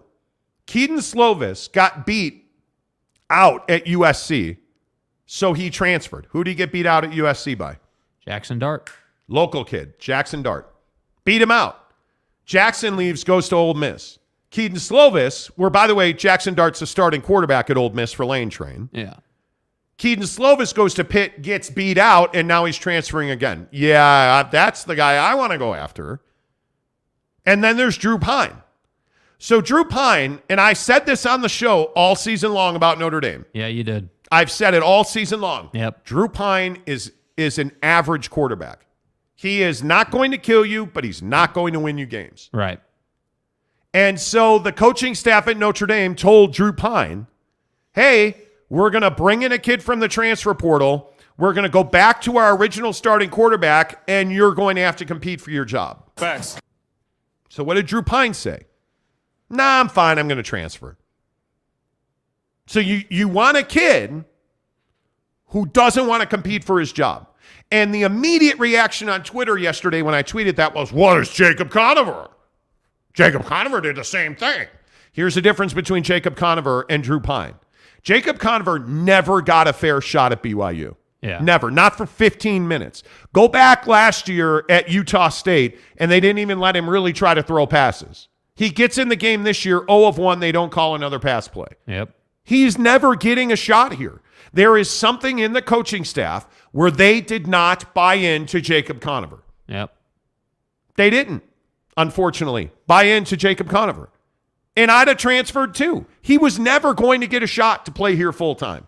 He was never going to be the starting quarterback at BYU. Drew Pine was the starting quarterback at Notre Dame, and they said to him, hey, average quarterback, we're going to make you compete for your job again. He said, nah, all due respect, I don't want to do that. I'm going to go transfer. I'm going to quit. I don't want that kid on my team. I don't want that kid on my team. Sorry, man. And I understand why all these kids are transferring now instead of playing in bowl games. Look at quitter quarterback at Utah. This is the same thing. And what happens? And again, I ask you to go back over the history of college football. Find me the quarterback who transfers repeatedly or even transfers once and then all of a sudden becomes a home run hitter. There's one guy that comes to mind immediately, and that is Caleb Williams. But I think you got to go back to... But what was the difference, though? Well, that was with his coach. Right. So the difference is the context. The context of Caleb Williams transferring was, hey, I have this great setup with Lincoln Riley. We're a great duo, tandem, whatever word you want to use. He just went and took the SC job. So let me get this right. So I could go to, and I can make this case all day long, I could go to a school that arguably has a bigger national profile than the one I'm at. Yep. With the same head coach and the same system in Southern California where the weather's better. Why wouldn't I do that? And this all goes back to the Johnny Manziels of the world. It goes back to the Bakers. It goes back to the Kylers. Joe Burrow comes to mind because Joe transferred from Ohio State. He was never going to get a shot at Ohio State. So and again, I have no problem with that. If you're in a situation where you have no chance to play, okay, go transfer. Bo Nix? Bo Nix, I think Bo Nix is Bo Nix. I think Bo Nix is, everybody keeps saying, oh, Bo Nix is going to the NFL. He's not going to the NFL. Are you really telling me Bo Nix thinks he's going to make more money in the NFL? Look at his transfer situation. He's right? not transferring. No. I mean, transferring from Auburn But to there Oregon. is some thought that he may transfer. Oh. And I just don't understand why he would either transfer or go to the Why NFL. would you? You are a arguably a top 5 quarterback in a passing league in the Pac-12. You're not. Why would you leave? All of this to say, and we can go back and have this conversation about transfers or not or whatever. We could talk Jake Heaps all day, right? My question is, A, why does BYU want Drew Pine? Somebody help me understand that. And I guess my question is the bar high enough at BYU? Because I'm tired of talking about coulda, shoulda, woulda. Yeah. All that crap is gone. Yeah. You're in the Big 12 now. But you don't act like Texas. You don't act like Oklahoma. You don't act like TCU. You don't act like Baylor. You don't act like Arizona State. By the way, anybody see where Barrington transferred to? Grime time at Baylor. Right? You don't act like a big program. Well, you act like a program that's like, well, we got the honor code in the church. Better go settle for crappy Drew Pine. Because he's crappy Drew Pine. Yeah. He's not going to be a prolific passer. Jaren Hall all day. And I'm asking you, point blank as a BYU fan, point blank as a college football fan, what are you doing? Why is Drew Pine somebody that excites you? Because Drew Pine's not even in the same discussion as Jaren Hall. And the minimum bar should be Jaren Hall or better. Equal or better than Jaren Hall. Because if Jaren's not coming back next year and you're going into the Big 12, do you really think Drew Pine's going to throw you to victory? Does anybody really believe that? Because I'm telling you it's not going to happen. When has he ever done that? Keaton Slovis. Oh, everybody on Twitter yesterday, but look at his numbers. You know what the problem with Keaton Slovis is? What does he do in crunch time? He throws interceptions. Yeah. He's not mobile enough. Why did Jackson Dart beat Keaton Slovis out at USC? And most of you probably don't even know this, but I'll tell you. Because Keaton Slovis isn't exciting. Keaton Slovis isn't a guy who wears one eye patch, throws left-handed, and runs like the wind, but yet has a BB gun for an arm. And think about how he lost his job, right? He gets hurt because he's not mobile enough. Jackson Dart comes in, takes hit after hit, playing on one leg, still making all the throws, still making all the plays, still leading you to victory. And I believe he came in against Stanford, if memory serves. Maybe it was Washington State. Comes in, leads him to victory. No problem, right? And that's my problem. You have a guy in Jaren Hall right now who you don't know if he's coming back or not, but you know he's a dynamic talent that has some health issues, but overall, pretty damn good career at BYU. And now you're going to downgrade to Drew Pine. And the issue really is, I think Joe Burrow is the perfect example of this. Yeah. If you're going to transfer, you better go be a home run hitter. Yep. Joe Burrow was. Kyler Murray was. Bo Nix, frankly, this year was. Caleb Williams. Well, and the thing is, Caleb's got another year of eligibility before he can go to the NFL, right? He just won the Heisman Trophy. KJ Jefferson even had a decent year. You better go be a home run hitter. You just better. Because most of the kids that transfer are not Caleb Williams. Most of the kids that transfer are not Troy Aikman. Most of the kids that transfer are not this prolific passer of a quarterback. They're more Jake Heaps, far more Jake Heaps than they are Caleb Williams. Yeah. And Drew Pine has Jake Heaps written all over him. Mm-hmm. You're going to go and you're going to be quitter quarterback at Utah who lost his job at Liberty. That's who you're going to be. That's it. Look at Jalen Hurts. Jalen Hurts is a great example. Jalen Hurts lost his job at Alabama. Roll Tide. So look what he did at Oklahoma, and now look what he's turned into at Philadelphia. That's why you transfer, right? You don't transfer because they're asking you to compete for your job. Because frankly, in college football, you're competing for your job every day. Ask Jaren Hall. Did Jaren Hall transfer when he got beat by Zachy Poo? He didn't transfer. What did he do? He stood, he fought, he grew, and he developed. And now he's an NFL prospect. It's so frustrating. It is. Exactly. Bro Juro. Yes. Bro Juro. Bro Juro transferred. Exactly right. Arlington Bear says Bo Nix. Bo Nix went from Auburn to Oregon and lit this conference on fire. So, yeah, absolutely. You know, I don't know. And maybe it's probably a waste of time. My whole point in this is, you guys, if you're a BYU football fan, hold the bar higher. Yeah. But that's a Kalani thing, right? That's a Kalani thing. It's a Utah thing. It's a Utah thing. We talk about this all the time. To be clear, state of Utah. State of Utah not thing. Utah football. You have to act like you are the baddest MFer on the planet. And BYU too oftentimes does not. And this is a Kalani thing. Hey, let's be nice to Wyoming, guys. Let's not run Idaho State out of the building. Let's not embarrass these. But, Coach, he slapped me in the face. It's fine. God bless. It's fine.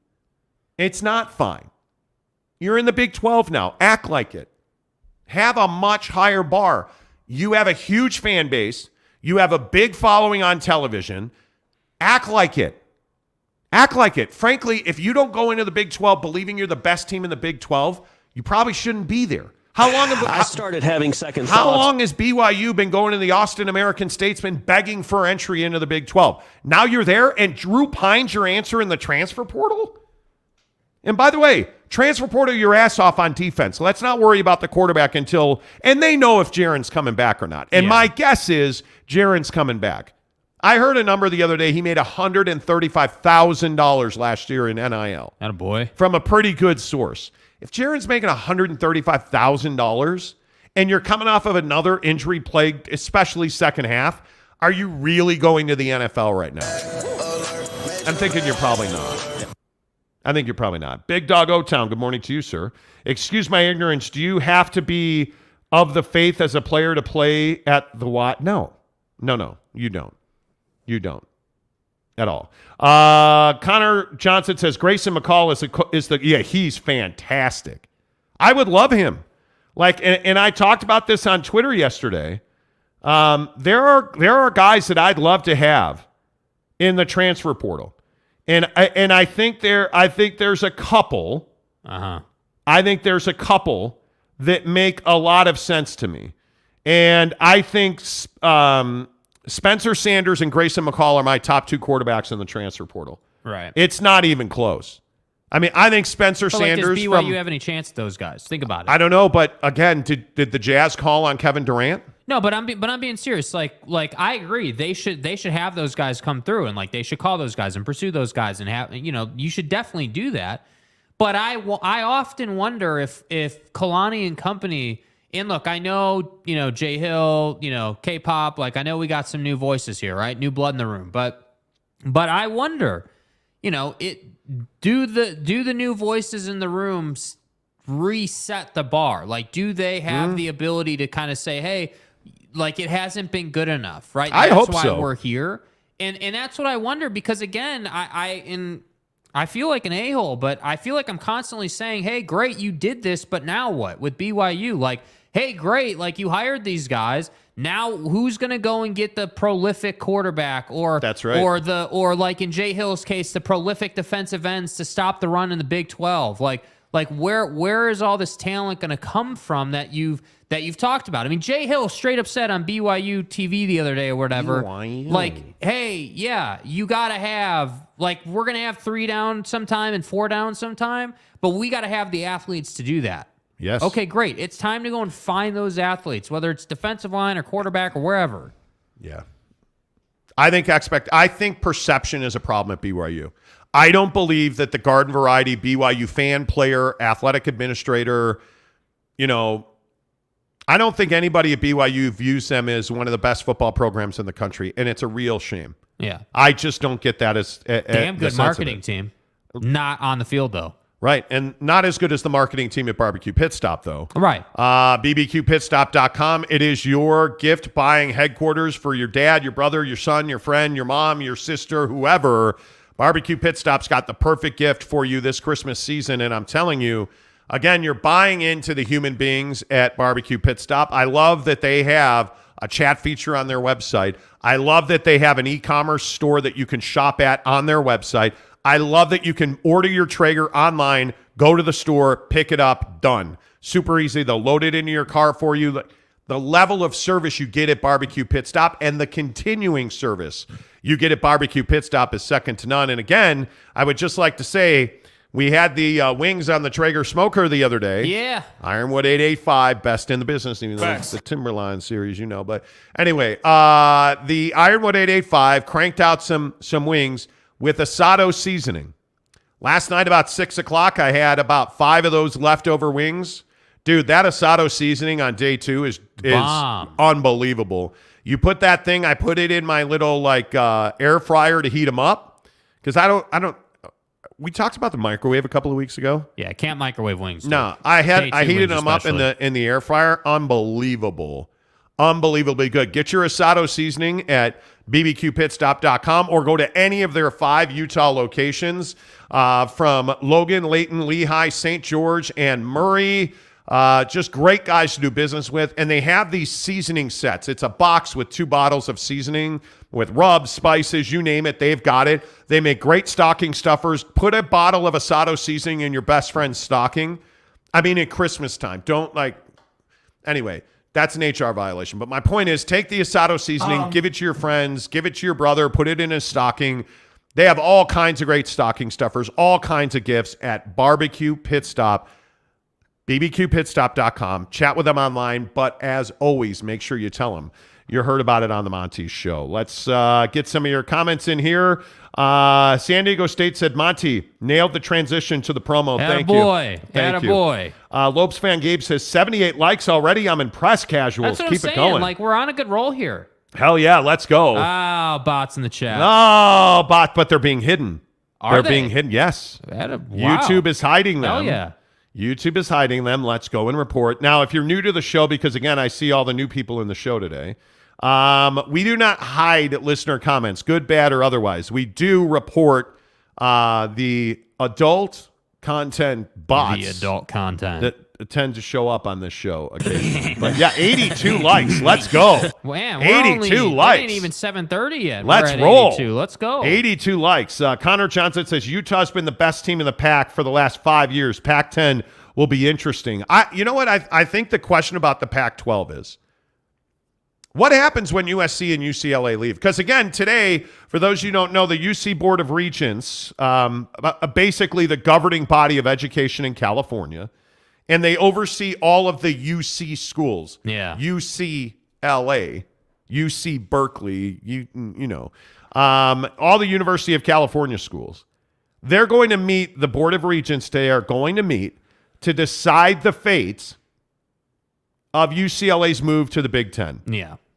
Now, my feeling is, and I'm here to tell you, my feeling is that you are going to have UCLA join the Big Ten. I don't think it makes any sense at all to have UCLA stay in the Pac-10 because I think, and I know George Kliavkoff is not the most intelligent commissioner. In fact, I can promise you that. But my guess is on some level, he has to have some level of fear about what happens if UCLA stays. Yeah. Because I look at like Oregon State, Washington State, Oregon, Washington. The Pacific Northwest is absolutely valuable. Beyond the fact that there's a huge television market up there, beyond the fact that there's a lot of donor sponsor, booster money there. Yeah. Those are really solid programs. I think, if you look at the renovation that's going on at Reser, we talked about this with the Oregon game. You look at the renovation that's going on at Reser and you look at the fact that the Reser Stadium where Oregon State plays in Corvallis, half empty for the Oregon game and as loud as you want it to be. It was an unbelievable atmosphere. And Oregon absolutely collapsed under the pressure at Oregon State. My point is, Oregon State's a force to be reckoned with if they continue that slow climb that we've seen. Pullman, Washington, absolutely a home field advantage. How many USC teams there have gone there to die, right? Mm-hmm. There's value in those programs. And you can't tell me that Kevin Warren in the Big Ten doesn't know that. You can't tell me that George Kliavkoff at the Pac-12 doesn't know that. You know that they know that. And I think that's what's on the line. If you force UCLA to stay in the Pac-12, I think you're forcing out Oregon, Washington, Oregon State, because the Big Ten's not just going to sit and have a gap in their rotation now. Gonzaga. Right? They're like, yeah. But you joke about that. I think Gonzaga is absolutely one of the programs that is a true gem. Yeah. I will again say SMU, San Diego State, and Gonzaga are the three biggest prizes out there right now today. And if I am the Pac-12 or if I am the Big 12, I am fighting my ass off to get Gonzaga basketball into my conference. Well, yeah, and I think if you're the Big 12, Gonzaga is the one. Yeah. It's just they are the gem, and I think you have those other schools you were mentioning that are also very valuable, but I just think that everyone seems to forget that the Big 12 is a prolific basketball conference. They're the best basketball conference in the nation, in my opinion, and I think that staying on that branding is really important to that conference. Yes. And I think when you talk about the Baylor Bears winning a national championship, what was that, 2 seasons ago? Like you have strong success. Like the Big Oklahoma 12's State, the best like, basketball conference in the country. You have all this talent and all this ability in basketball in that conference. So to me, it's like, again, like I said yesterday on the show, this UCLA thing with the Board of Regents is very simple. They're going to make a decision, and I'm with you. I think they allow them to go to the Big Ten. I just don't know why you'd stand in the way. But let's just get crazy and say they keep them in the Pac-12. Okay, great. Now all those Pacific Northwest schools are going to be looking at the Big Ten, and Gonzaga is going to be looking at the Big 12 because Gonzaga is a free agent, obviously, and they're looking for they're looking for that true legitimacy of their program, much like BYU was looking for that legitimacy and joining a conference. I feel like Gonzaga is in that same spot where they're like, yeah, sure, we may be in a conference now, but we need to get into a P5. So to me, it's very straightforward. Yep. 801 West Valley says, rip Pac. Rest in peace, bro. Do we really still think the Pac is dead? Because I do. Yeah. I think if they stay or if they go, the Pac is dead. Yeah. Connor Johnson says, Prime coming to Colorado might have saved us. 801. I think Prime coming to Colorado makes Colorado a much more valuable commodity. And again, simply saying, anybody notice that the Pac-10, 12, your mom doesn't have a TV deal yet? And again, if you're new to this show, we've been reporting, TV industry sources told us, I don't even know when, August at this point, I think, that Fox was out as a tier 1 option for the Pac-12. Yeah. Fox has told the Pac-12, hey, we're not interested in being your number 1 rights holder. And really that put the Pac-12 behind the 8 ball because, again, if you go back and rewind this a little bit, you know that Fox and ESPN all but colluded in their dealings with the Big 12, in their dealings with the Pac-12. The issue is Fox wants college basketball. They go to the Big 12. They get the majority of the bigger matchups in the best basketball conference in the country. ESPN gets the majority of the football. Hey, everybody's happy. Fox goes to the Pac-12 and says, hey, we're not interested in being a tier 1 rights holder. So now you're down to ESPN and Amazon. Yeah. And ESPN had a philosophical shift, we were told, wherein they're not looking at Amazon as a competitor. They're looking at Amazon as an inevitable place that's going to be a home for college live sports. Absolutely. That shift is important because ESPN is not going to negotiate against Amazon. Yeah. They're not going to do it. And why is that? Because ESPN has ESPN Plus. In the app, ESPN Plus streams live sporting events all the time. And when you look at ESPN, ESPN TV, ESPN Radio, ESPN Plus, that's the package that you're selling into. That's where your rights are being granted to. The issue is that the Big Ten kind of set the bar with their TV deal. Yeah. And now the Pac-12, who doesn't have the Big 12 to play off of anymore because, well, the Big 12 has a TV deal. The Pac-12 is kind of on this island where you have ESPN that's losing subscribers. You look at some of the numbers that came out yesterday. I believe it was the New York Times published an article that talked about the fact that according to Nielsen Media Research, which is the way TV ratings are built through Nielsen, ESPN and ESPN2 subscribers dropped 7% since January year over year, while ESPNU declined 12%. Right. The Fox Sports cable channels FS1 and FS2 lost 6% and 11% of their subs, and the Big Ten Network, owned by Fox, the most widely distributed conference channel, lost 9% of its subscribers. So what does that tell you? Fox and ESPN are not just throwing money everywhere. Which brings me back to the question, if UCLA stays, is that a good thing? I don't think it's necessarily a good thing. Because if you're ESPN, are you paying for UCLA? Well, the problem is I don't believe that UCLA delivers you Los Angeles. Never. I don't believe it does. It's an SC town, bro. It is an SC town. That's exactly right. I would pay for an emerging market like, I don't know, San Diego, which is why I think San Diego State makes a lot of sense. If I'm ESPN Plus, I'm paying for Gonzaga to join. Right. Right now, they're a WCC. Are they a G5 or a P5? Or that's a national championship basketball program. Gonzaga. And by the way, their secondary sports are fantastic as well. Gonzaga plays some really good baseball. Yeah. We've talked about that for weeks on the show, right? So that makes sense. I'm not paying for UCLA. Yeah. And I think ESPN has as much as said that. Well, and I think that the true trouble is that you know, once the ESPN shift in mindset happened on Amazon, that's when I kind of got on board with the Pac-12's in real trouble here because you're not able to say, hey, the Big Ten's TV deal is $70 million a year per school, so that means then inherently that we should be 50 a year, or like what, you know, there's not a great way for the Pac-12 to be like, okay, you paid $1 for this, that then means that we're worth 50 cents or whatever, you know, like that just doesn't exist. But you know what this all comes back to? This all comes back to Larry Scott and, you know, Chris Hill, the old athletic director at Utah, looking down their nose at TDS. They're just that school of Mormons down south. They're magic underwear and caffeine-free Coke. Yeah. Well, what if the Pac-12 had BYU in the program? Yeah, what if the Pac-12 had the mindset that they weren't the greatest thing since sliced bread and they needed to act a little humble? What if BYU was a member of the Pac-12 right now? How much more value is in the TV contract? Because I think it's significant. Because I think what BYU has shown, and independence with ESPN as a partner, is that they are valuable on multiple fronts. They are valuable in basketball. They are more valuable in football. You put BYU on TV, you're getting 1 million views. I mean, it's that simple. Nighttime, daytime, doesn't matter. You're getting 1 million viewers. And you're getting big games. And now BYU is in the Big 12. But look at how well they've done against the Pac-12. Yeah. Now they're in the Big 12. And look at some of the matchups. Like a Baylor-BYU matchup is a good matchup. Oklahoma State-BYU is a good matchup. Yeah.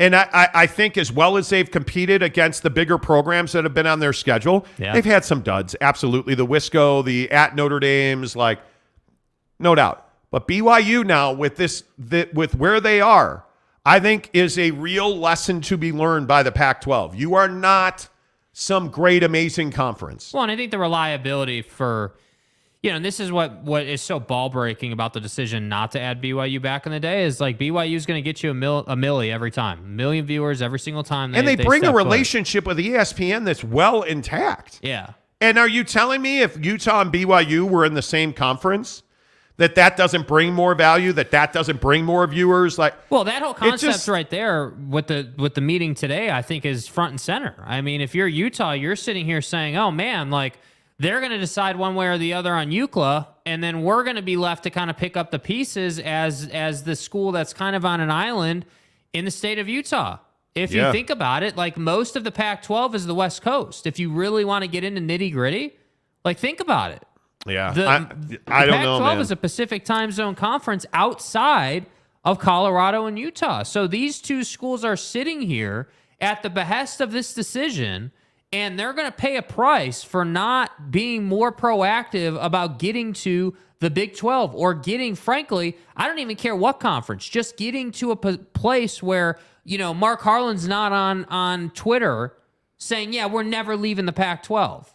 Yeah. Like, that's crazy to me that you would say that. Yeah, and furthermore, what's crazy is that you're talking about a situation where you have a guy in Mark Harlan, and you have a guy in like Chris Hill, the former athletic director at Utah, is amazing to me. Talking about how the fan base is huge in the Bay Area. So you're a Bay Area program then. So you don't have, and what did you just say there? Because we know, if anything, with the church as its foundation, BYU has a national fan base. Yeah. BYU, is it global and they all watch TV? Well, I got news for you. When you're out serving a mission, you're not watching TV. Yeah. You're not watching football games, right? Nationally, yes, BYU is a powerhouse on TV. And that's what is so funny to me about Chris Hill saying, oh, well, our fan base here at Utah, our alumni base is in the Bay Area. Yeah. Okay, great. What does that have to do with the price of tea in China? If you go to the Big 12, are you telling me that you can't bring fans from the Bay Area to watch your games anymore because you're in the Big 12? Like, what sense does that make, Dr. Chris Hill? It's the ineptitude of the brain trust that is at Utah's past. Yeah. And I like Mark Harlan. We'll see what happens. He claims they're never leaving the Pac-12. Yeah. Well, we'll see about that. We'll see about that. All right. Let's see. 513 Bearcat says never say never. Exactly right. Right. Connor Johnson says, my guess would be 35-ish for Pac schools in the media deal. Man, if they got the $35 million, I think that'd be a home run. It would. The question again, and I know I've asked this 20 times in the last couple of weeks, but does Amazon light your fire if you're the Pac-10? If you're a Pac-10 TV fan, if you're a USC fan, yeah, I think you probably have no problem with Amazon. I don't think you have an issue with it, but I don't think you're like, oh my God, it's on Amazon. But does it grow your does Amazon Prime Video as your home for Pac-12 football? Does that get you further reach? And I mean actual eyeballs on the game.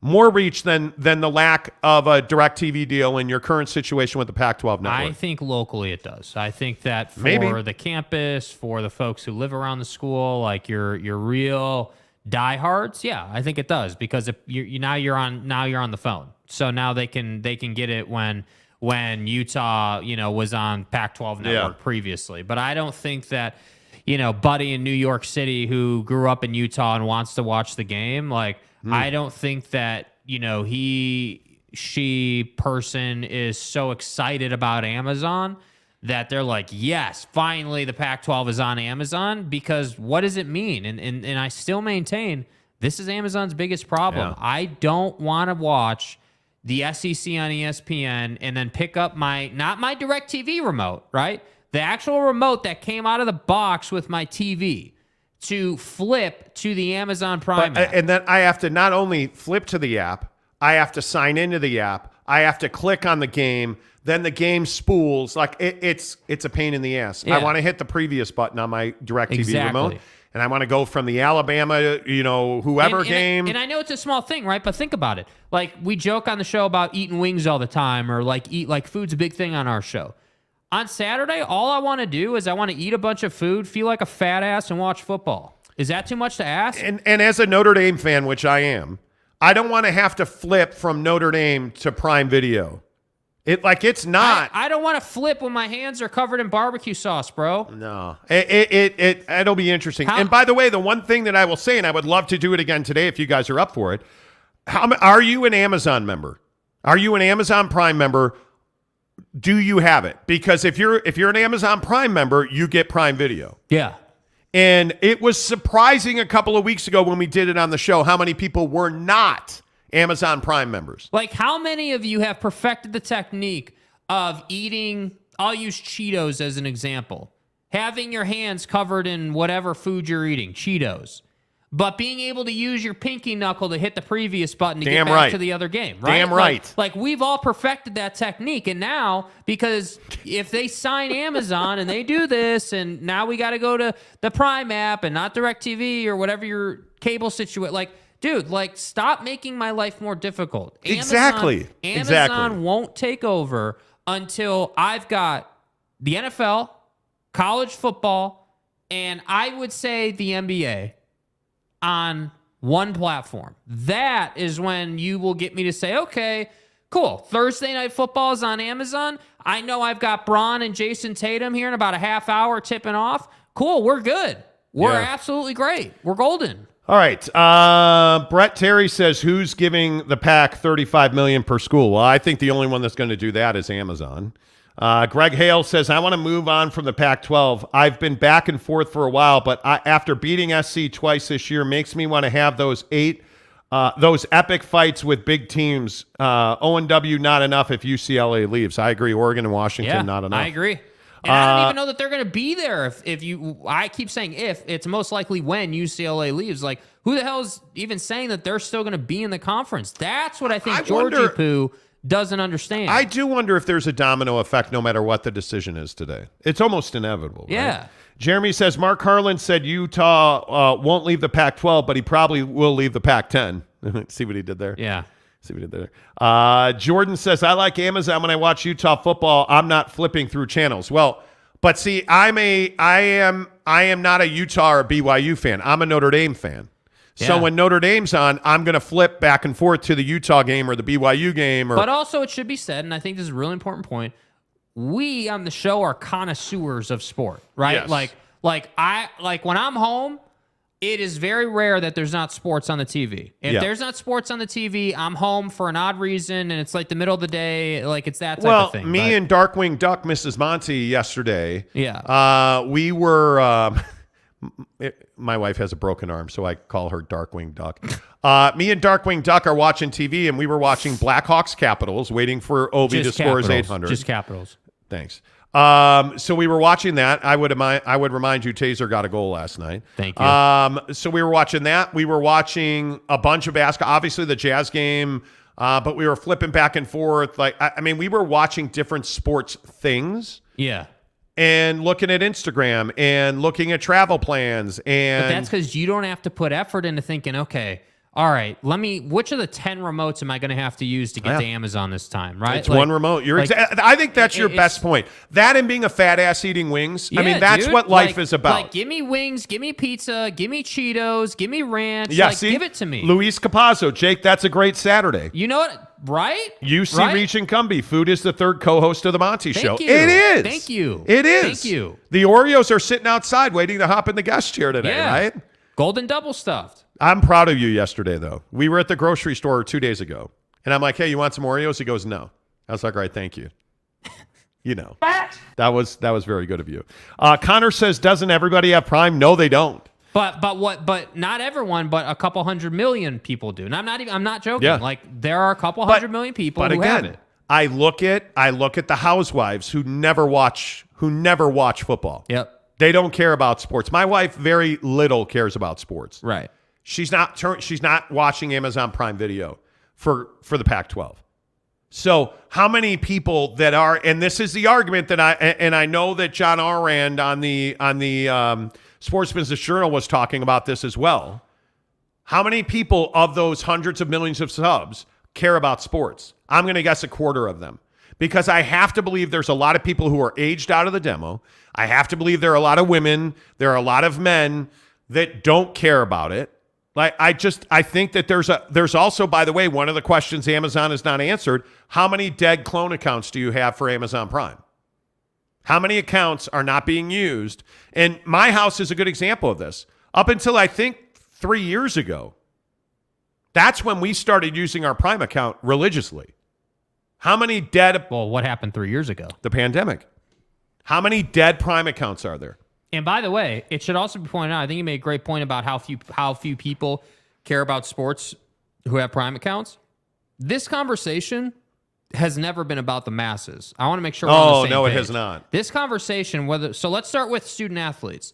This conversation about UCLA going to the Big Ten is about a small sliver of people on campus, right? This conversation, generally speaking, in the national big picture of TV viewership, is about a small sliver of viewers. The problem is those viewers and those student athletes generate massive amounts of money for everybody involved. So, that's right. So the question is, yes, how many Prime accounts are bots or how many Prime accounts are dead accounts, right? Like, how many Prime accounts are not actual human beings? How many people are Capazzo? I use Prime Video all the time. I don't have cable or satellite. Yeah, right? So, but Capazzo, here's my question for you, bro.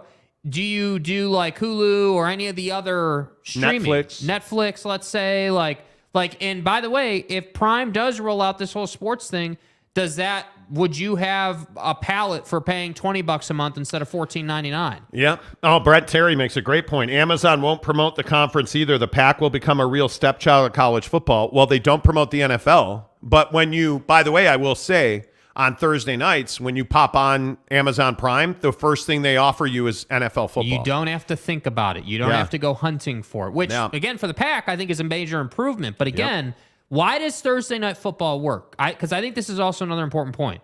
Thursday Night Football on Amazon works really well because it's an event. People know it's one game, this day, this time, on this platform. I wonder what viewership will look like if they've got 10 football games on Amazon. I wonder what that looks like. Eric in Raleigh says, if an OTT service like Sling or YouTube TV can partner with Amazon to carry live sports, it would be over for ESPN and Fox. Well, the problem with that theory is, we've talked about this on the show too, Amazon's not in business to partner with people. No. Amazon is exclusivity. They want you on their platform so you can click the product links that are on the screen. Yep. They want you on their platform so that you'll click their partner links that are on their screen. Yeah. What Amazon Sports does is it gets Oakley to sell snowboard goggles or ski goggles on Amazon. Mm-hmm. What it does is it creates incestuous relationships. You tell me Nike's not doing ads during Thursday Night Football? By the way, did you know that you can buy Nike clothing on Amazon? Did you know that it is synergy. So Amazon's never going to sell rights to they're never going to co-op rights with YouTube TV. That just flies against what's best for their platform. Yeah. So we've talked about that. Absolutely. Brett Terry said, I know they're the stepchild and you know it too, but if they sign with Amazon, everyone will know it. Yeah. Everyone knows about the Pac-12 network. The problem is DirecTV doesn't care. Yeah. And I just think with all of the changing face of TV, and by the way, in the studio, we watch YouTube TV.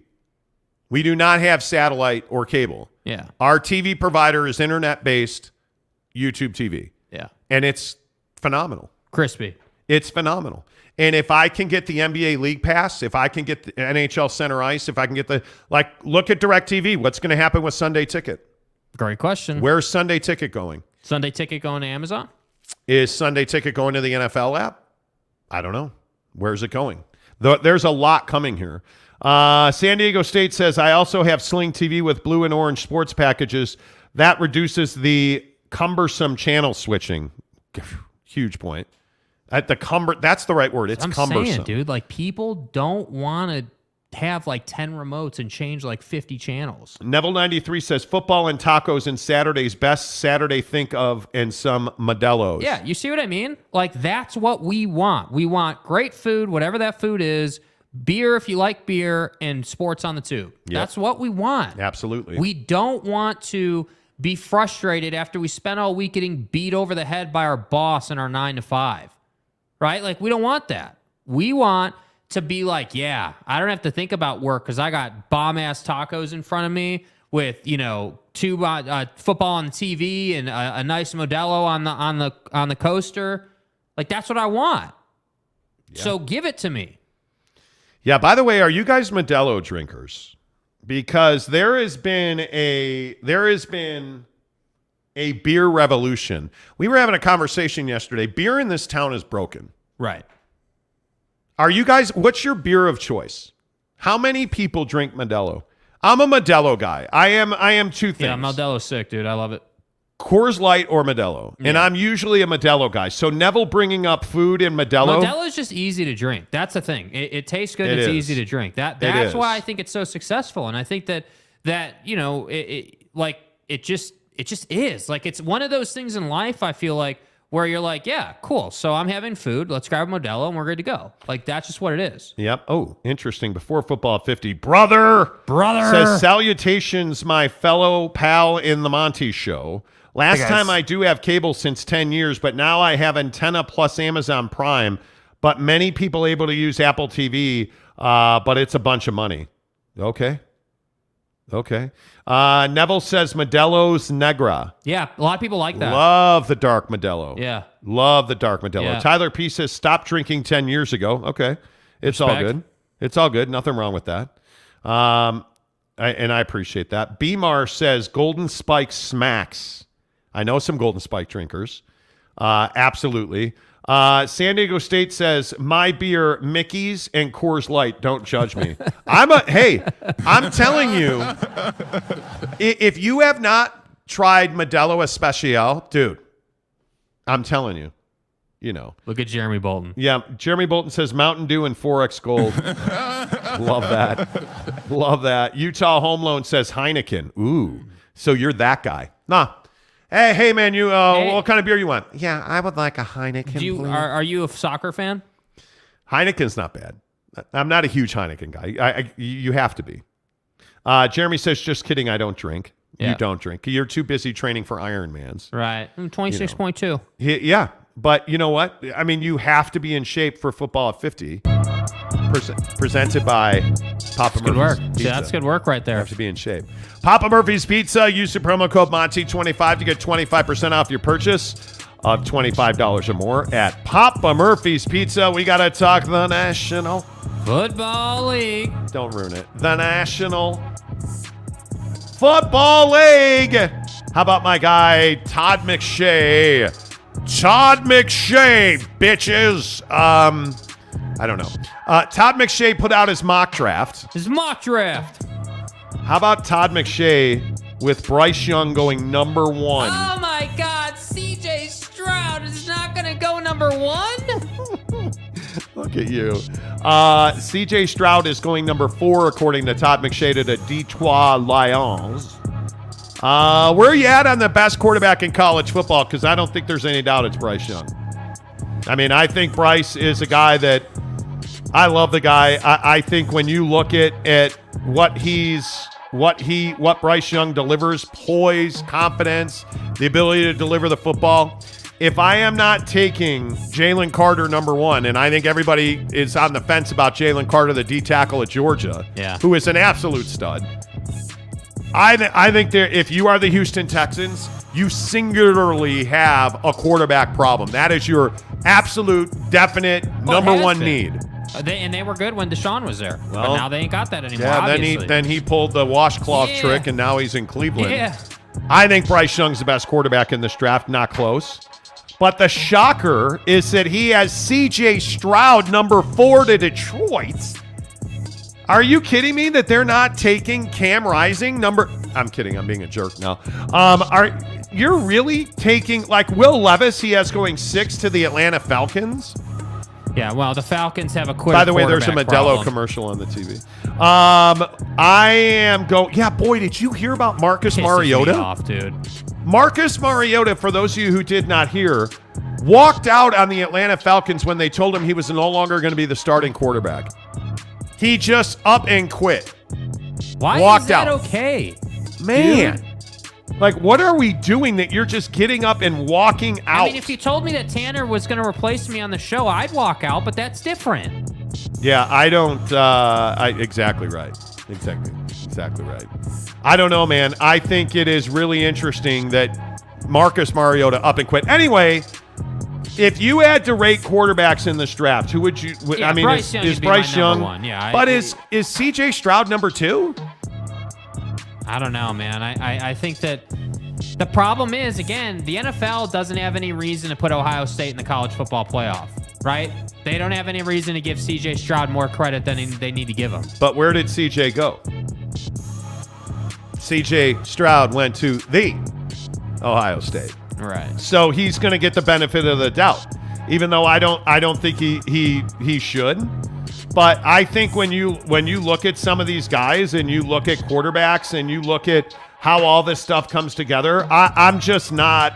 I don't know. Is Will Levis going to be some unbelievable, some unbelievable performer? Probably not. I think he's one of those guys. It depends the situation he falls into, because he's not over the top good, but I think he's got the talent to be developed into something really good. You know what I mean? Like, so if you can land in a good situation, I think you can turn into something. But my real problem with the Lions and C.J. Stroud is I wouldn't be drafting a quarterback this year.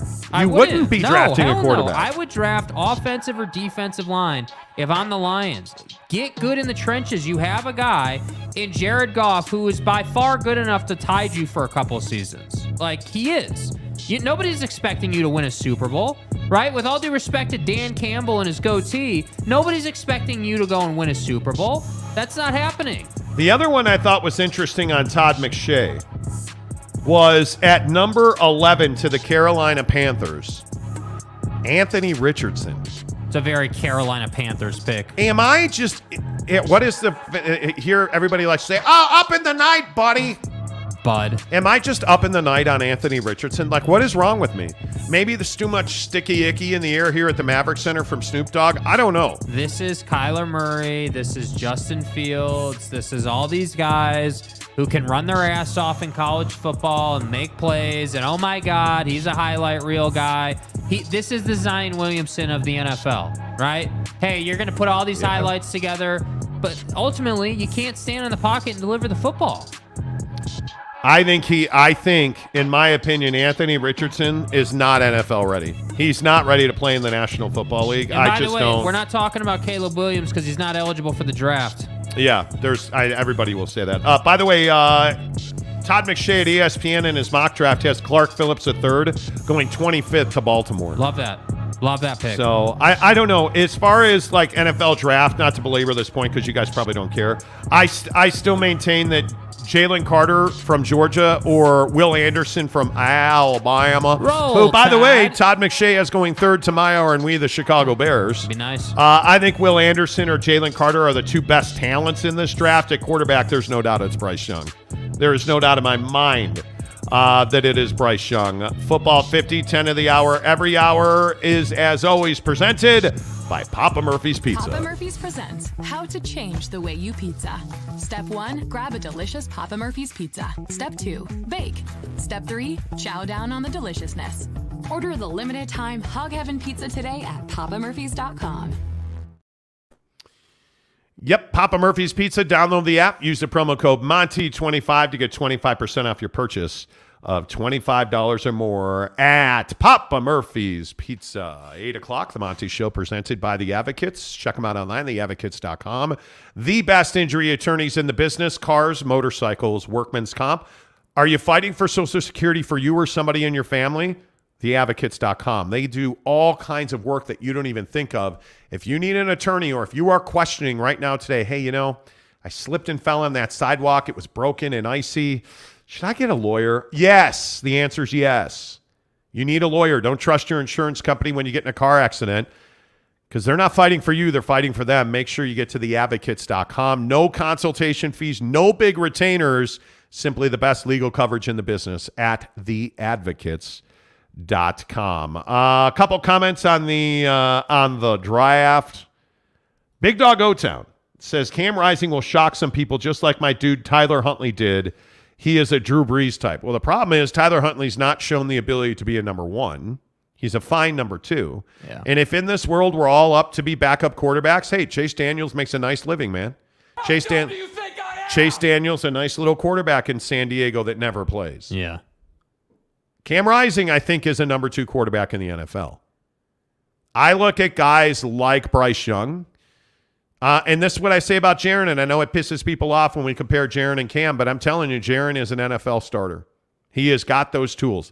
I'm not in on the fact that he can't stay healthy, though.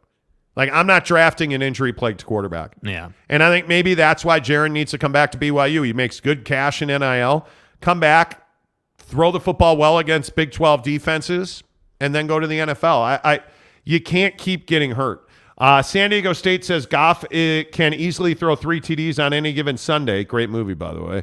Derek Carr, not so much. Jared Goff or Derek Carr? Jared Goff. No, get the fuck. What? Jared Goff, dude. No. Put Derek Carr on a better team. Derek Carr been to the Super Bowl? No, he's on the Raiders. Well, what did you just say? So you're saying that like 2 hours ago, Derek Carr would have done better in that Super Bowl appearance. If Derek Carr was on the Rams, he's a Super Bowl champion quarterback. He's on the Raiders, so he's not. I don't buy that. He's not. I don't buy that. I think Derek Carr is a better quarterback than Jared Goff. Well, I do. This is my opinion. Tyler P. says if it's an Alabama QB, he'll disappoint in the NFL. Maybe. But I don't know. I would say that, they don't have a lot. Jalen Hurts is an Alabama quarterback. Yeah. He's done pretty well. But that's just me. And there's Brent Terry. Thank you, Brent. Jalen Hurts seems to be doing okay. Yeah. Who's the great Ohio State quarterback? Who's the great, it's not good enough to be great in college. Mm-hmm. You have to be great in the NFL. It's the plague of USC. You have to have skills. Yeah, it's the plague of USC. And as much as we all hate Oregon here, the sex machine, Justin Herbert. I'm a man. That dude's a good quarterback, and he went to Oregon. Yeah. Right? Marcus Mariota, the quarterback, went to Oregon, but he's got a career in the NFL. You know, like I look at a guy like Dorian Thompson-Robinson. Is he a true NFL prospect? Yeah. Well, yeah, he is. Yeah. Will he do the things that a Penix has done? Probably not. But is Penix an NFL quarterback? Hell yes, he is. Is he coming back to college? He is. You know, like you look at, I think you have to take the system into account.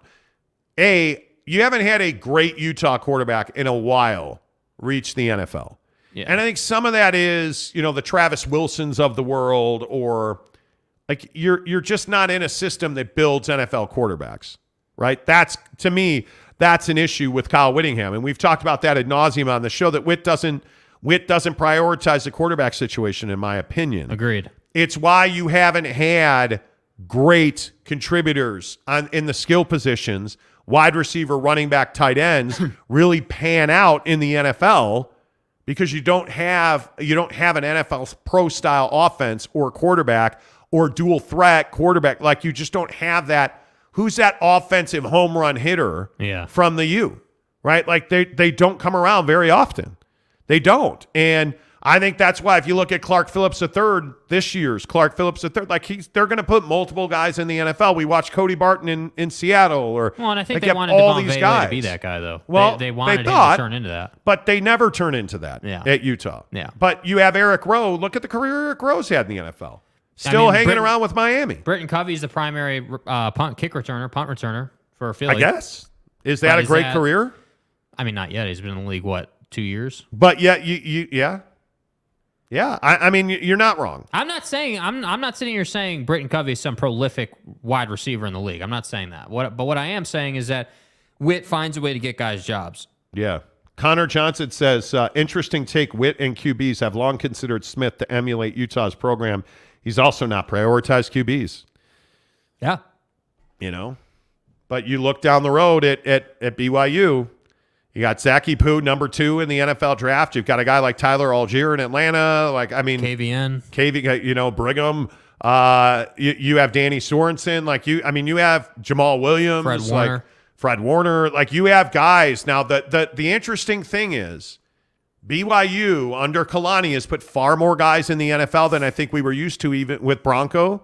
Like, it wasn't an assumption. Like, BYU, you don't go play football for Bronco at BYU to go to the NFL. Yeah. Well, I think that changed a little bit at the end, but now you get into Kalani and you're starting to see more and more guys getting looked at. Yeah. So, and I think a lot of that's the ESPN deal, by the way, because you get a lot more eyes. But how many likes do we have? How are we looking? I haven't checked it lately. We are at 100 on the dot. Let's go. Over 1,000, and we have 100 likes. Hey, there's 152 people watching the show right now. Hook it up. Let's go. Hit the like button. Let's get after it on the show.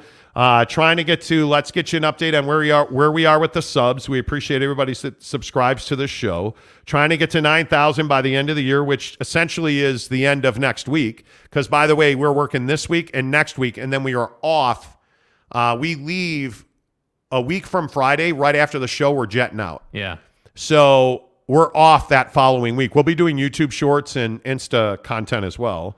8477 now. Okay. 8477. So, I mean, if we can break 8,500 today, that would be... Yeah, if we break 8,500... You got a real shot. We do have a real shot. So, yeah, we really appreciate all you guys that like and subscribe to the show. It really helps the show grow. So if 148 of you here, if everybody who hasn't hits the like button, we appreciate that. Let's get a couple more comments on... let's see. Most of the guys, Jeremy Bolton says, most of the guys in the NFL for BYU played for Bronco. Taysom, Fred, KVN, Dan Smith, Sorensen, exactly. Swag Daddy, Michael Davis. Yeah, but I think you're getting more and more and more. You never had a Bronco quarterback go number 2, right? You never had, like, it would have been nice if a guy like a Mitch Matthews had stuck, or, you know, like, pick the guy. I think you're seeing more and more BYU guys get to the NFL, and that's why I said at the end of Broncos' time, he started putting more and more guys in. Yeah. The funny thing is, I think you're starting to see a lot more Utah and BYU products put rings on their fingers in the NFL. So, I mean, there are a lot of those guys. Yeah. So, and I don't disagree with you. like I don't disagree with you at all. If giving the chance at slot receiver, Covey could make some noise. Boy, I think he's just too undersized. I mean, it is. Make some noise headed to concussion protocol. Yeah. Kurt Meyer says KVN. Yeah, Brigham. It was so good on Sunday night to hear him say Kyle Van Noy, Brigham. I love that. Yeah. I love that. And yes, I totally agree with you, Monty. I think more BYU guys are getting look. Yes. Fred Warner needs a ring on that finger. Well, I don't know that you're going to get that with Purdy at quarterback. We'll see. Connor Johnson says, didn't Steve Young go to BYU? No, Stephen Young went to Utah. He went to Utah. Steve Young. Guys. Right? Hey, guys. He went to Utah, right? What the fuck are you talking about? Yes, Steve Young went to BYU. I'm a jerk. And I freely admit that. Yes, he went to he went to BYU. I was just trying to be a jerk. It is what it is. All right, where do you want to go? We have a lot of interesting stories today. I could talk about the fact that it's National Monkey Day. Not yet. But not yet. I think I'd rather talk NBA. And I think I'd rather talk about this Nickeil Alexander-Walker thing. Because I do think this is a big deal now. And for those of you who didn't see last night, Jazz beat New Orleans 121-100. Lauri Markkanen has a nice day. Back in the lineup from the illness. Good game. But I maintain that Nickeil Alexander-Walker's 19 points and filling up the stat sheet really is making you take a much closer look over the last 10 days. Not only the 27-point performance, but I think over the last 10 games, and really since the Bulls game, where Coach got into him on the floor and told him, it's not good enough. It's not effing good enough. It was an amazing moment to see in person. The way that moment, I think, has really grown the confidence of NAW. Yeah. I think now you're seeing a guy that's playing free basketball, that's playing his style of basketball. So I guess my question is, with what development you've seen, is he a guy that now I think you have to give him 20, 25 minutes a game, every game, in and out, no matter the score. You have to let him blossom and grow. Yeah, well, and I think the starting point of Will Hardy's genius with NAW was that he gave him some freedom. I think with Quinn Snyder, NAW just didn't get a chance. But I think Will Hardy has really done a nice job, and maybe this is Will Hardy being able to relate to his guys a little bit more than Quinn could. I don't know, but it just feels like NAW has this freedom out on the floor to really play his game, which is work hard guy, opportunistic shooter. I would say not a volume shooter, but opportunistic shooter when he finds the right spot.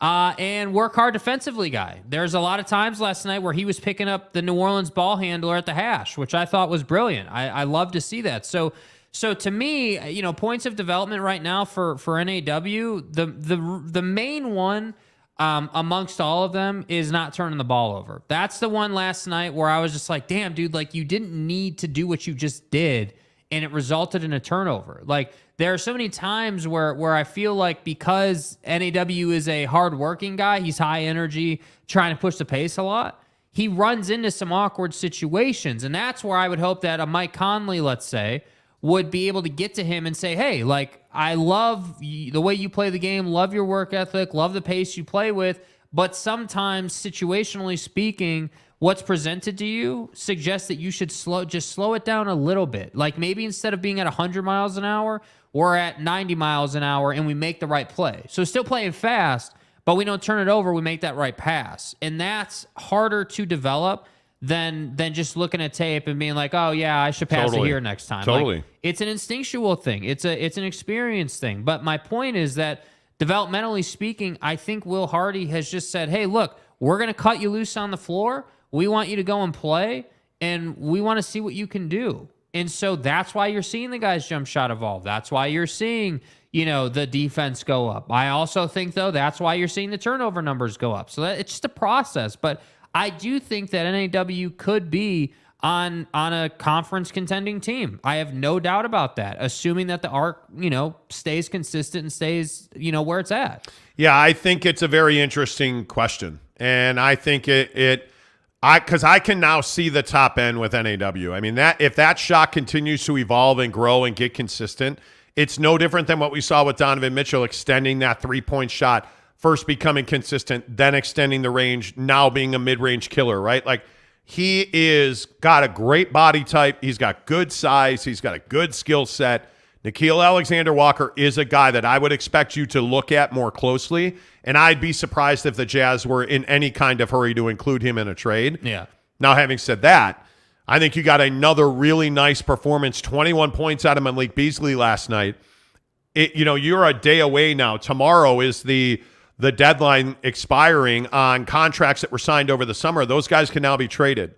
And I think you should expect to see a very busy new year into January trade dealing period in the NBA, because there's so many teams right now that are in the business of improving their roster. That includes the Chicago Bulls, the LA Lakers. And again, it's interesting talking to an NBA guy yesterday afternoon. We were talking about the Lakers and the Jazz relationship. We reported first on this show over the summer that the Jazz and the Lakers had really serious conversations about Bojan Bogdanovic, and the Lakers simply were not willing to include 2 first-round picks to get Bojan Bogdanovic. And that the Lakers tried to change the package, include different players, include different salary compensation, and they just could not come together with the Jazz on a trade for Bojan Bogdanovic. And then, obviously, the odd thing was the Jazz turn around and flip Bogey for nothing, essentially. You flipped him for Kelly Olynyk in salary on a guy who's no longer on your team, right?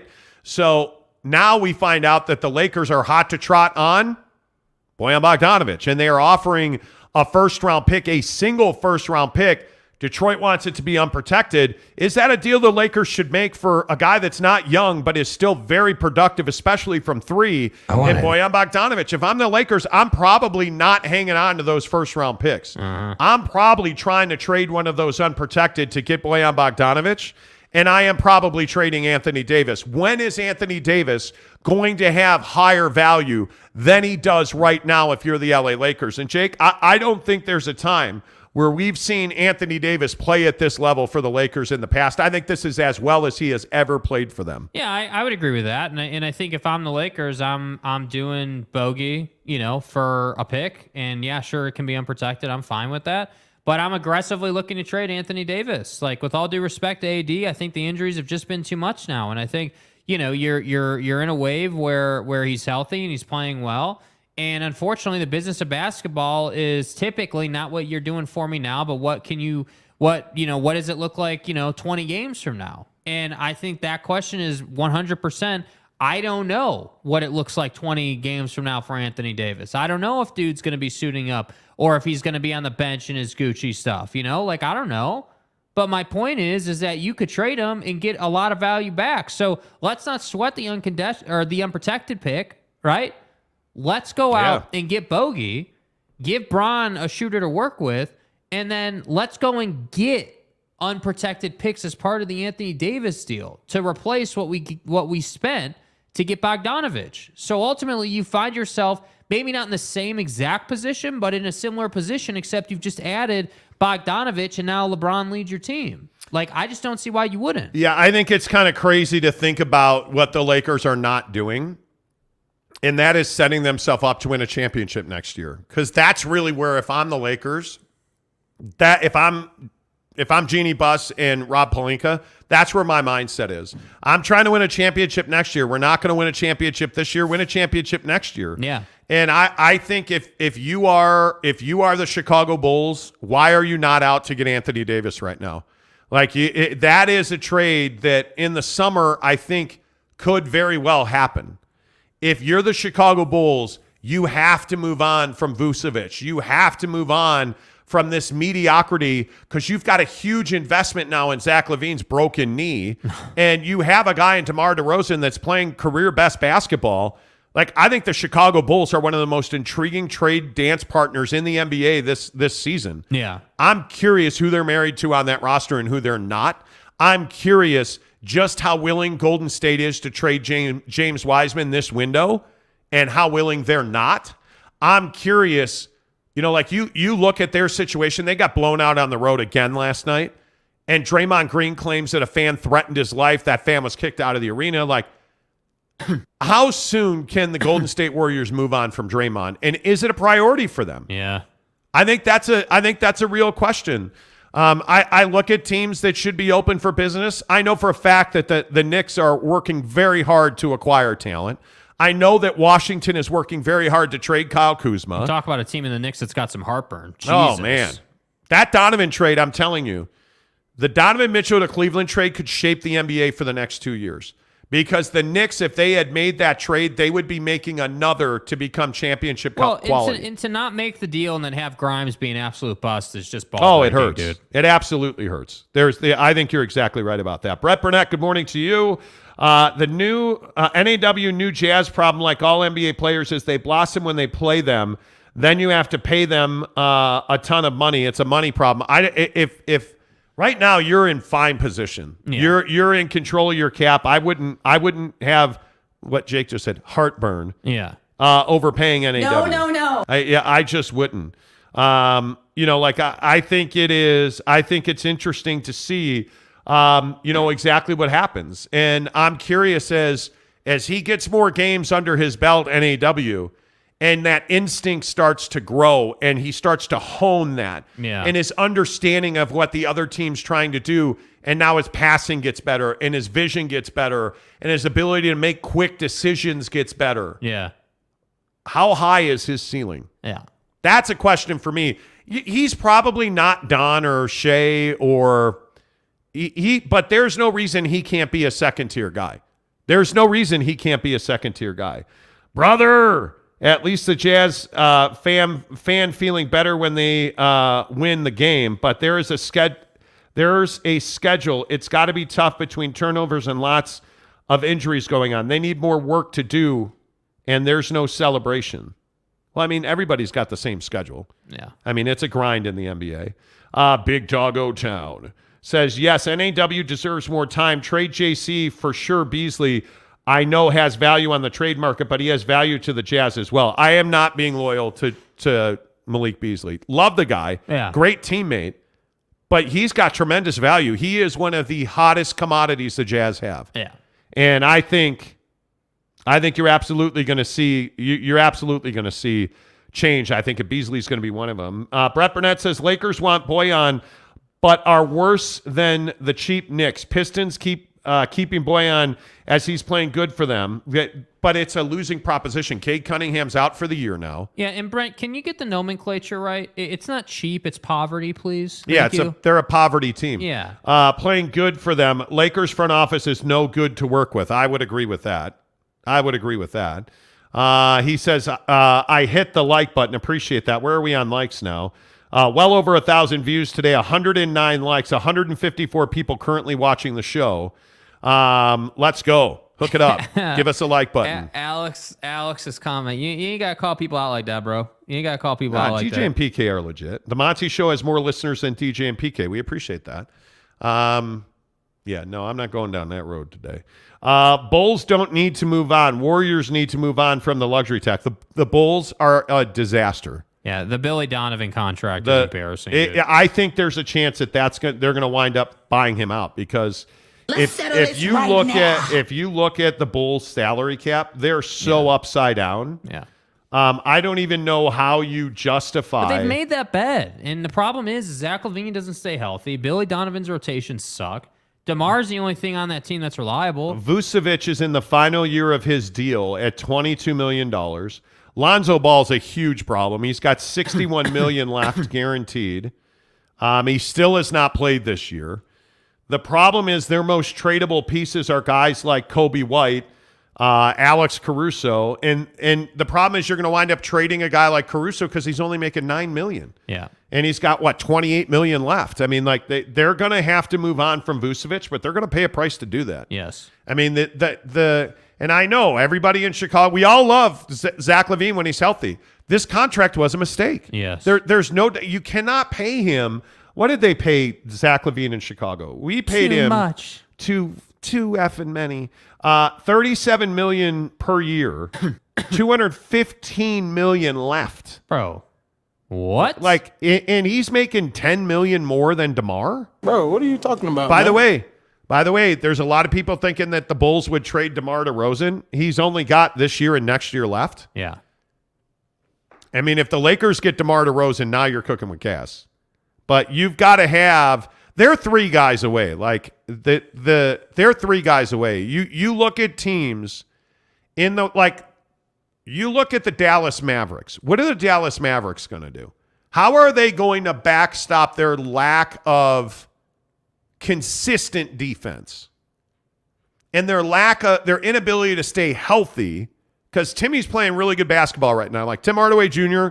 shooting the lights out, but how long until that guy gets hurt? Yeah.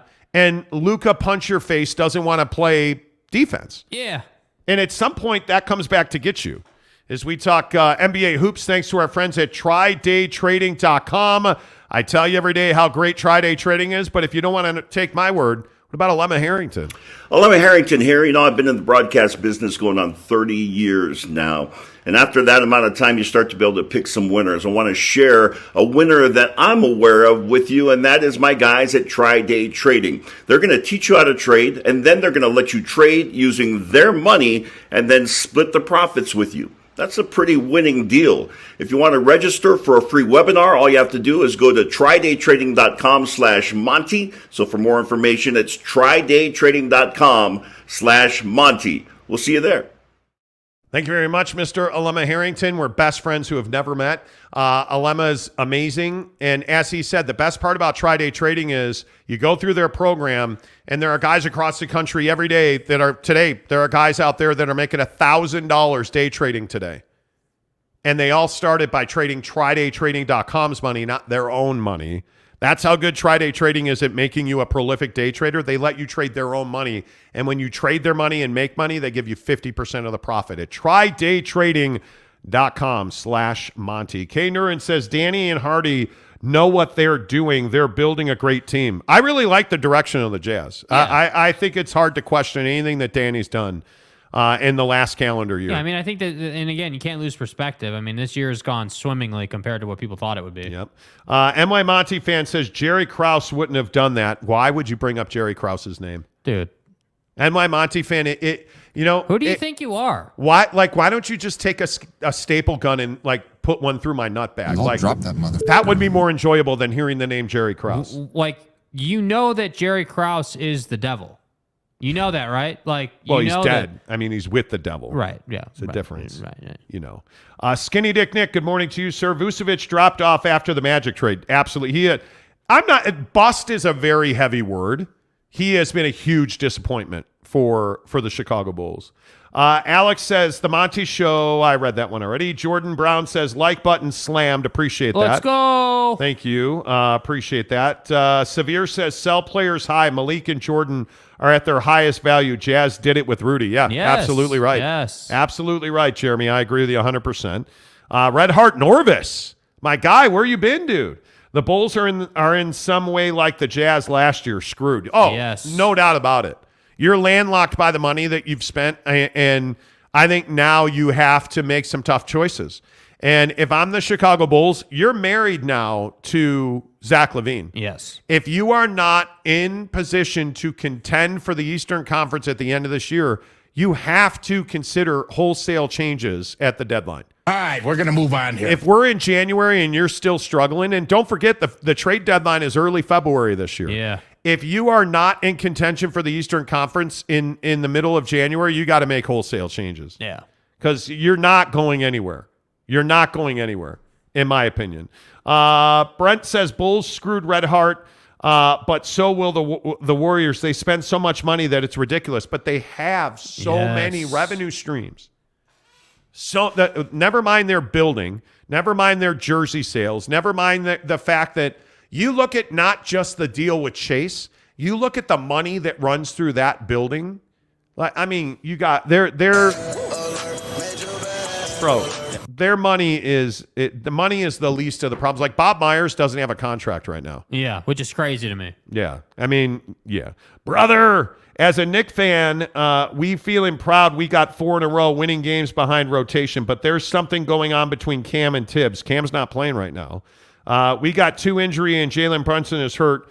That's always scary, Jalen Brunson being hurt. They need backup shooters, but not trade Cam in it.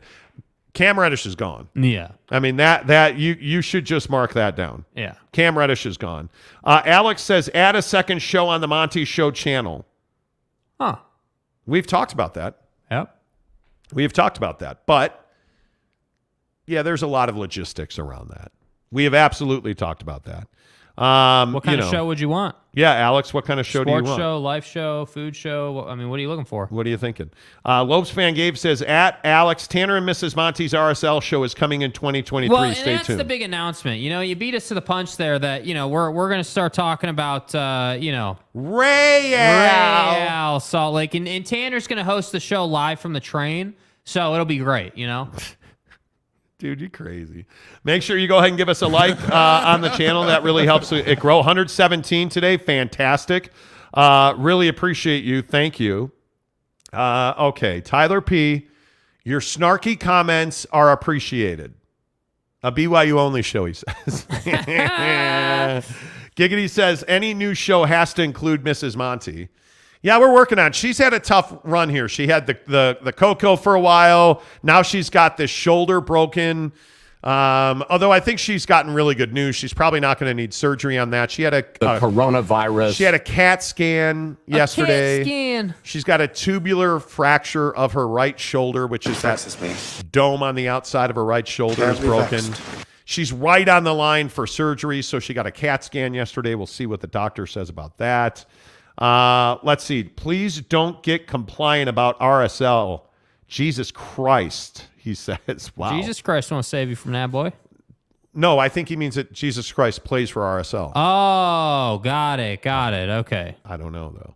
I don't know. The biggest stories in sports on the Monty Show, presented by Quick Quack Car Wash. Don't forget today the UC Board of Regents is going to meet to decide UCLA's fate. I think that's a huge story. Keaton Slovis and Drew Pine have both visited BYU as quarterbacks. That's a huge story. My quarterback. Jazz win last night against Zion and the Pelicans. Fat. I'm still not impressed he dunks. Yeah, everybody can dunk. Huh? Jake says to me last night, hey, if I put cellophane on my chair and a half, will it keep it from staining? Like, bro, it's just Zion dunking a basketball, man. Yeah. Everybody can dunk. You don't gotta go there. You're a huge Zion guy, though, and I just don't. I'm not a huge Zion guy. I just respect dudes' athleticism, bro. Stop it. I'm not a big Zion guy. I respect his athleticism. That's like saying that I don't like freaking donuts. Yeah, I do, and yes, you are. Hey, there he is. Breakfast? Ruff's official says Dr. Wikipedia and coattails in the morning. There you go. Yeah, there you go. Stay on Good brand, to see dude. Ruff's official. Macho Man Randy Savage. Oh, yeah. Okay, it looks like Danny will make a lot of trades then. Danny's going to make a lot of trades. Jordan Brown says a show where you don't talk about TDS. Okay, Giggity says it's pronounced Jesus. Thank you. Drozad says prayers for Mrs. Monty. Appreciate that. UC Board of Regents says fat. UC Regent Gumby rather says fat. Why does Zion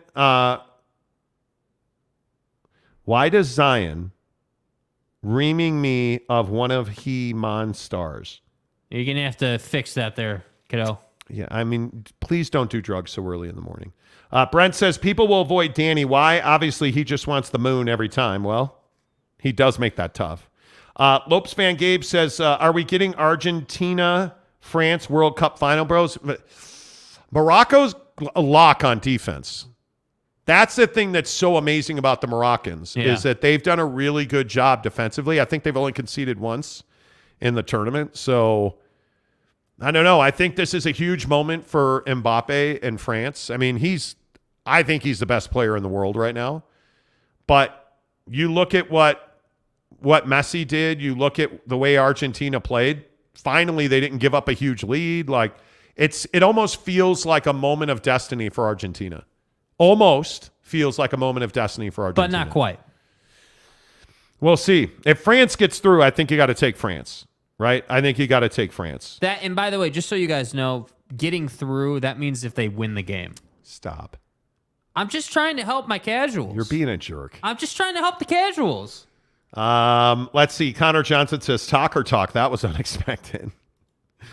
Okay. Ron Nolan says, biggest story, Messi has the opportunity to win his first World Cup, the GOAT. Messi or Ronaldo? I'm more of a Ronaldo guy, but... I'm more of a messy guy, and I hate them both. Zion has a limited career outlook. When he gets in his 30s and loses his athleticism, he'll have nothing to fall back on. Agreed. Totally agree. All right, 8:35. Can we progress to the non-sports stories of the day? Yeah. It is National Monkey Day. Right. And I'm a huge lover of monkeys. Okay. I follow the monkey hashtag on Instagram. Why do you like monkeys so much? I don't know. There was this one monkey. This guy had a pet monkey, and he had an Instagram channel. George was the monkey's name. Yeah. And I just fell in love with that monkey. He was super cute. He was intelligent. People would send them Amazon packages, and they would throw them all in this room, and the monkey would open them and play with the toys and eat the food. It was just fun. It was a fun, lighthearted thing. And then they take the monkey to get his teeth cleaned, and he died from the anesthesia.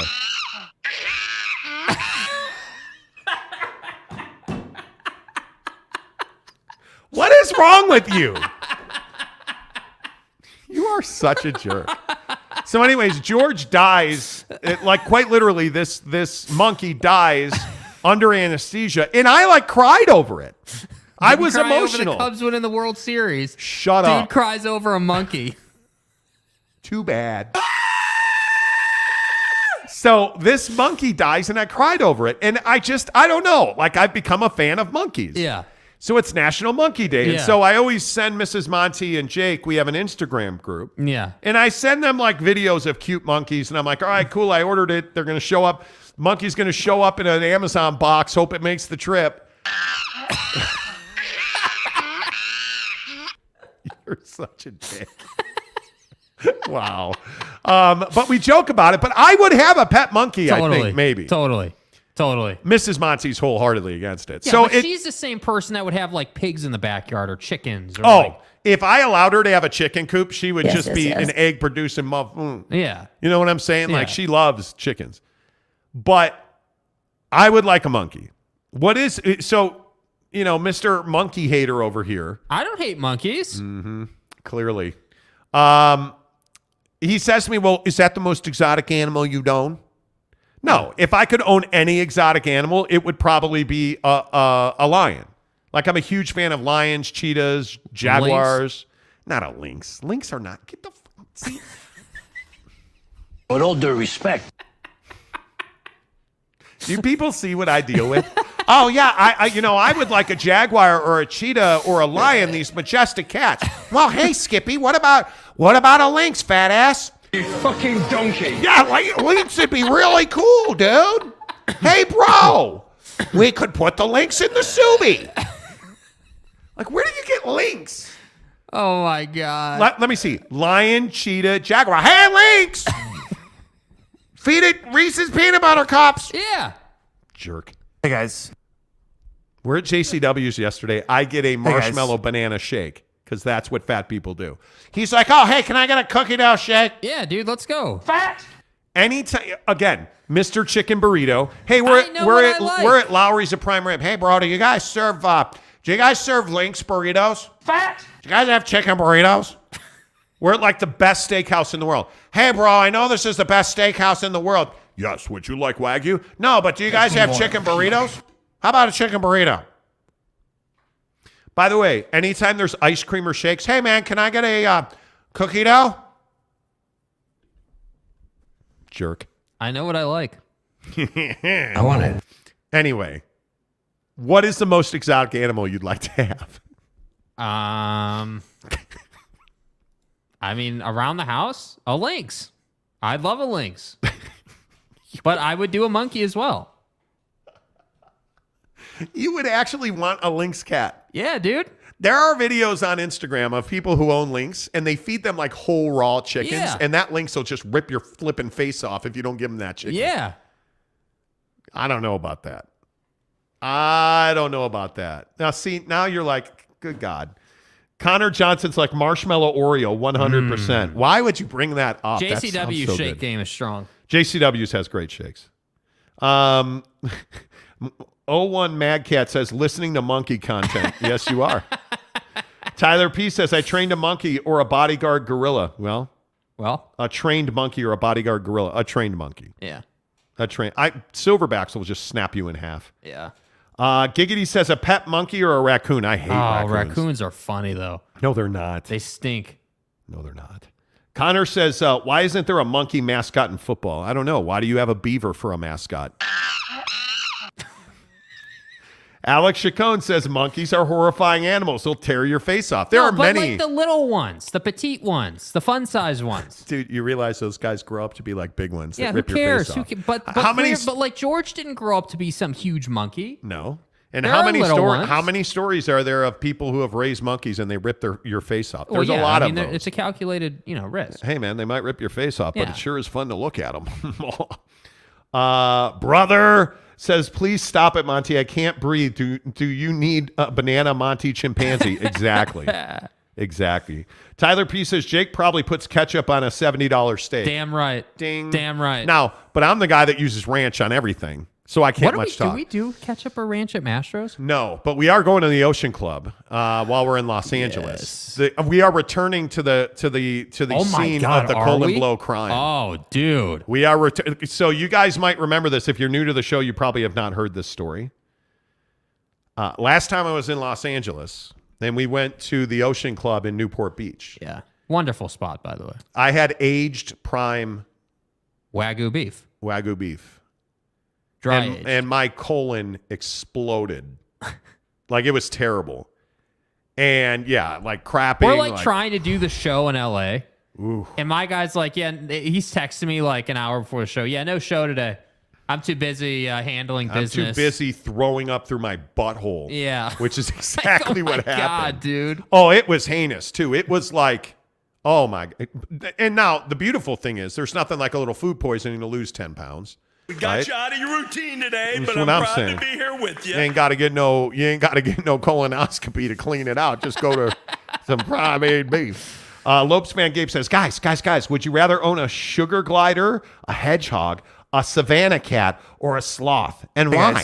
Hey guys. Dude, those sugar gliders are freaking cool. I do not want one. I don't. Connor Johnson says beavers are nature's architects with a gnarly tail and See what he huge did there. teeth. See what he did there, though. What? He's a beaver fan. Yeah. So see, he's talking a bunch of junk there. Alex Chacon says, no, man, the little ones will kill you too. They're not meant to live with us. They're not. See, why keep it real, though? Why be too real about it? Yeah. If you could have any exotic animal. Well, I'd have a rhinoceros, Yosemites. Yosemites. Skeet says, who made beavers romantic? It sounds like that's a crime, Skeet, so I don't want to talk Beavers. It's a moniker for lady bits. Yes, it is, Connor. UC Regent Gumby says, colon blow crime. Yes, it was. Oh, my God. It was brutal, dude. Alex says, ranch on everything is alpha male behavior. That's right. That's exactly right. That's right. It's exactly right. But yeah, so we're going back there. Anyway, the point is, I would have a big cat. If they weren't going to rip me in half and I didn't go to jail, like whatever his name was.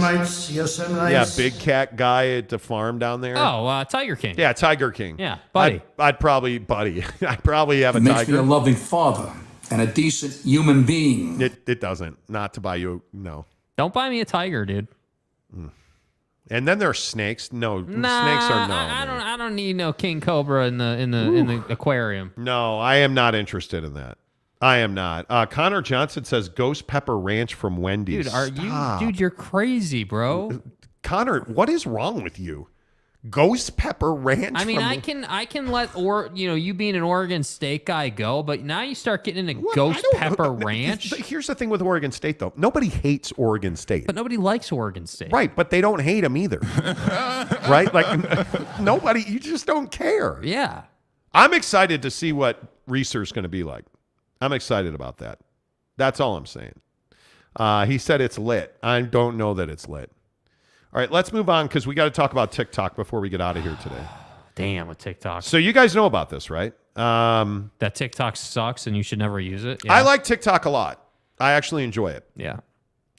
I don't use it because I know the Chinese government is stealing information and tracking what I do. So here's the question, though. Yeah. Bipartisan, which is not a word we say much on this show. which means Democrat, Republicans, Kirsten Sinema, your mom, they all got together and they're writing a piece of legislation to ban TikTok nationwide. Yeah. All of this, of course, because TikTok is owned by a company called ByteDance. Yeah.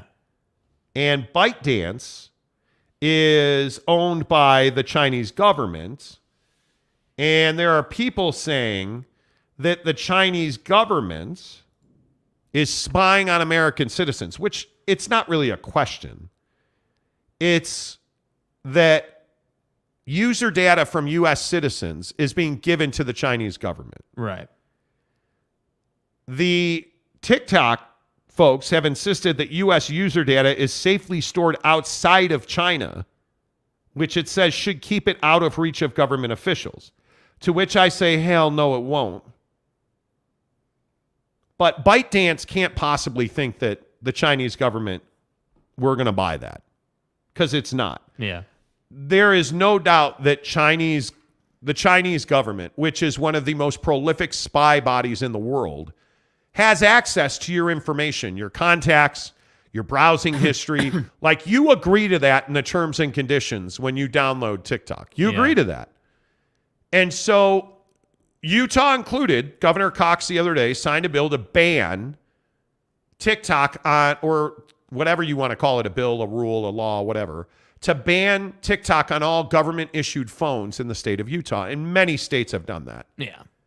And now I think there is actual agreement on a bipartisan level to ban TikTok. Should it be done? Yeah, I mean, I have to say I do think it should be done. I mean, it is a great platform. I think, for those of you who are sleeping on the business possibilities inside the TikTok platform, money making, building a following on that platform is incredibly easy to do.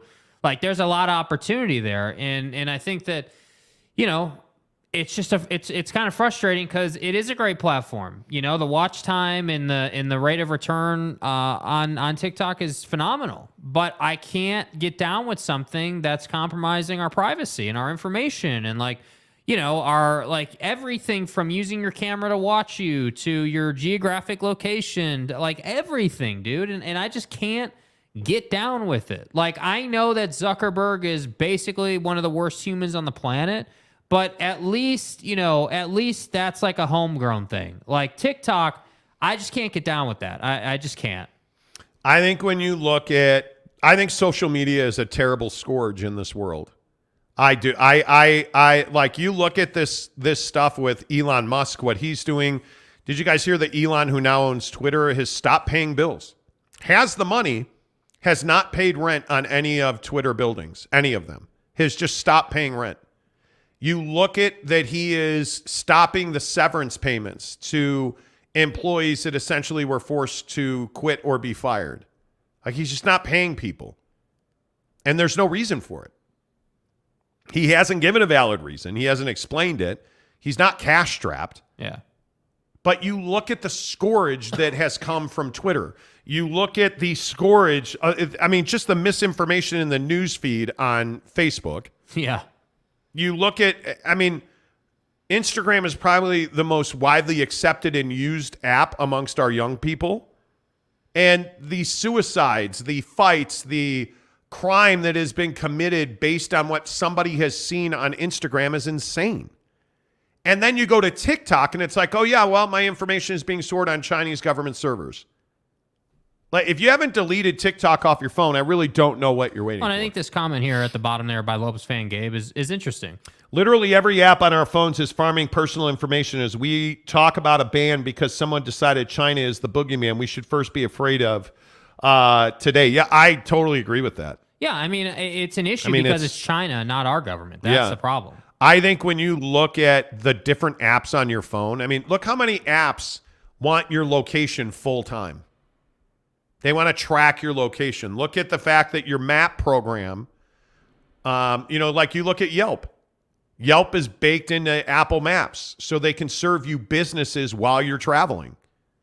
It's insane how much information you don't realize you give away. Yeah, and look at Brock saying that he deleted it literally right now. Brock Willie. Hello. Just deleted TikTok. as you should. Yeah.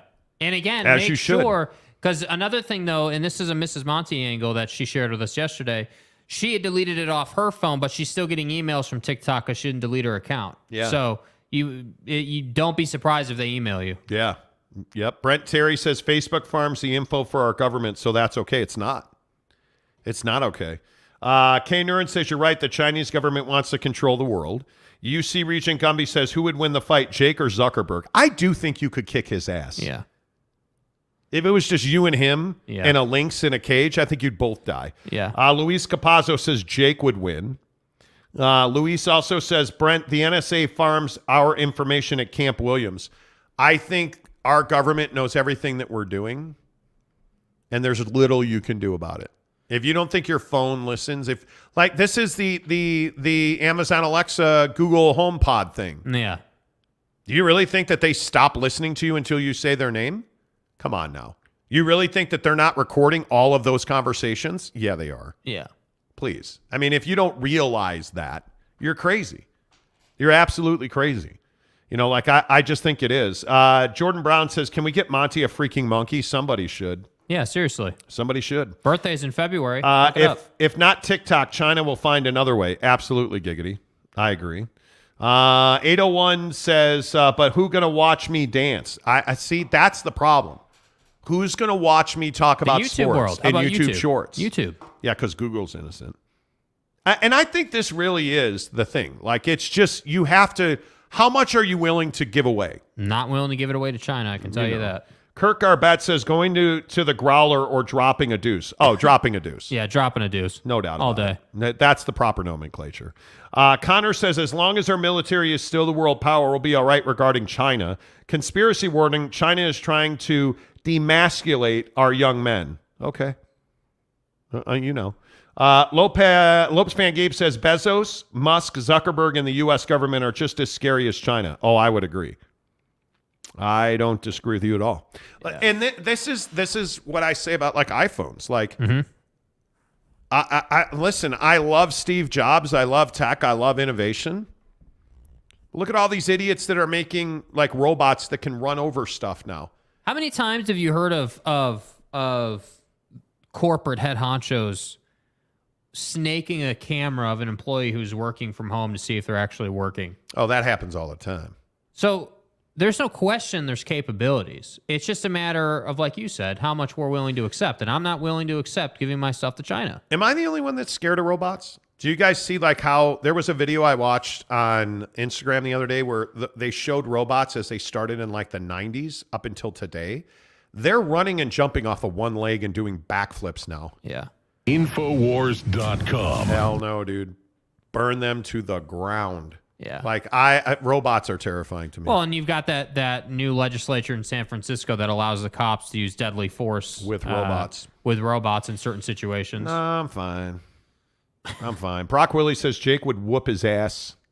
Would you whoop Zucker? If you could, I had a couple good fights in high school. I can hold my own. Who would you want? Is there like, and I don't. This is probably way off the reservation now. Eric C says the chat popcorn. Yeah, I mean, I love how we're divulging into a Jake has those hands as if I'm some sort of UFC fighter or something.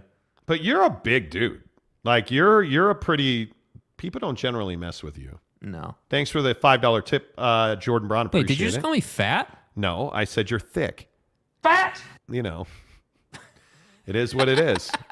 It is what it is. Fat. Tom says, did I miss any transfer portal talk? You did. You should go back to the beginning earlier of in the show, my guy. You should. Lopes Fan Gabe says, videos of those Boston Dynamic robots are nightmare fuel. Oh, Thank it's you, terrifying, Boston dude. Dynamic. It's terrifying, bro. Hell, the answer is hell no. It is absolutely terrifying. The answer is hell no. I do not want robots at all. Jaren says some of the clearly haven't seen any of the Terminator movies, and it shows. Yeah, Skynet, that's what bro. I'm saying. Skynet all day. Capazzo says Jake v. Zuck cage fight. Let's do this. Let's do it. Let's do it. Ruff's official, or Skeet, excuse me, says someday San Fran shit show will be so beat down that they will have robots for police. Okay. Ruff's official says Jake versus Giggity would be a lot of slapping and hair pulling. And yet, well, Ruffs, I'm sure you're the biggest tough guy in the chat, you know? You know. Eric C says, when you guys come to LA, can my girlfriend and I get a picture with y'all? Yeah, Yeah, sure. dude. Why not? That'd Yep. be fun. Meet us at Taco Surf. Let's see. Alex says Jake has hands, but a glass jaw. One smack and he does the chicken dance. Yeah, but see, if we're playing under NFL rules, I'll get to keep fighting. You know what I mean? Oh, that's funny. That is funny. I don't know, dude. Like I'm scared of technology. I don't even try to play with it. Like it is now, granted, my entire life is pretty much documented. Let's just be honest. Yeah. My entire life is documented. Yeah. Like everything I do, gym, driving, crapping, or burning a deuce. Burning a deuce. We call it heading to the fourth floor. Yeah. It's all on tape. So I have nothing to hide. But I just don't know. I don't know where this all ends up. Like this TikTok thing, that's terrifying to me. Like I'm in a room where there's 1, 2, 3, 4, 5, 6 cameras, 7, 8 cameras, where there's that many microphones. Like I can't hide anything I'm doing. Yeah. Not that I really care about that, but I'm 49 years old. In my lifetime, are we going to see robots doing something? I think we are, and it's terrifying to me. Absolutely. If I live another 50 years, do you know what technology changes in 50 minutes, let alone 50 years? Yeah. That I just don't know, man. Like it is scary, really for sure. It is really scary to me. Yeah. To know that kind of stuff is going on in the world. And I honestly, I don't know how you fix it or how you stop it, because deep down inside, I don't trust our government.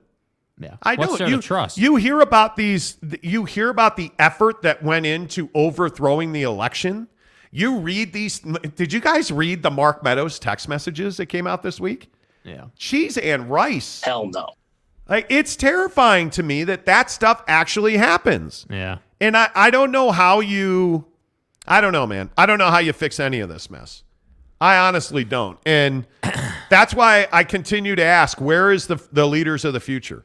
Because it's not my generation. It's more your generation. They're not here yet. It's your generation. Yeah. You're 30. You're going to be 29 years old. You're in your 30s, man. Like, you guys got to lead. Yeah. You got to lead, and I just don't know. Maybe you're the wrong generation to do it. I have no idea. Yeah, I don't know But either, it's the Joe Rogan thing where that bite of him saying that easy times makes soft men, hard times make hard men. Like, yeah. That's what worries me so much is and people bitching about the economy.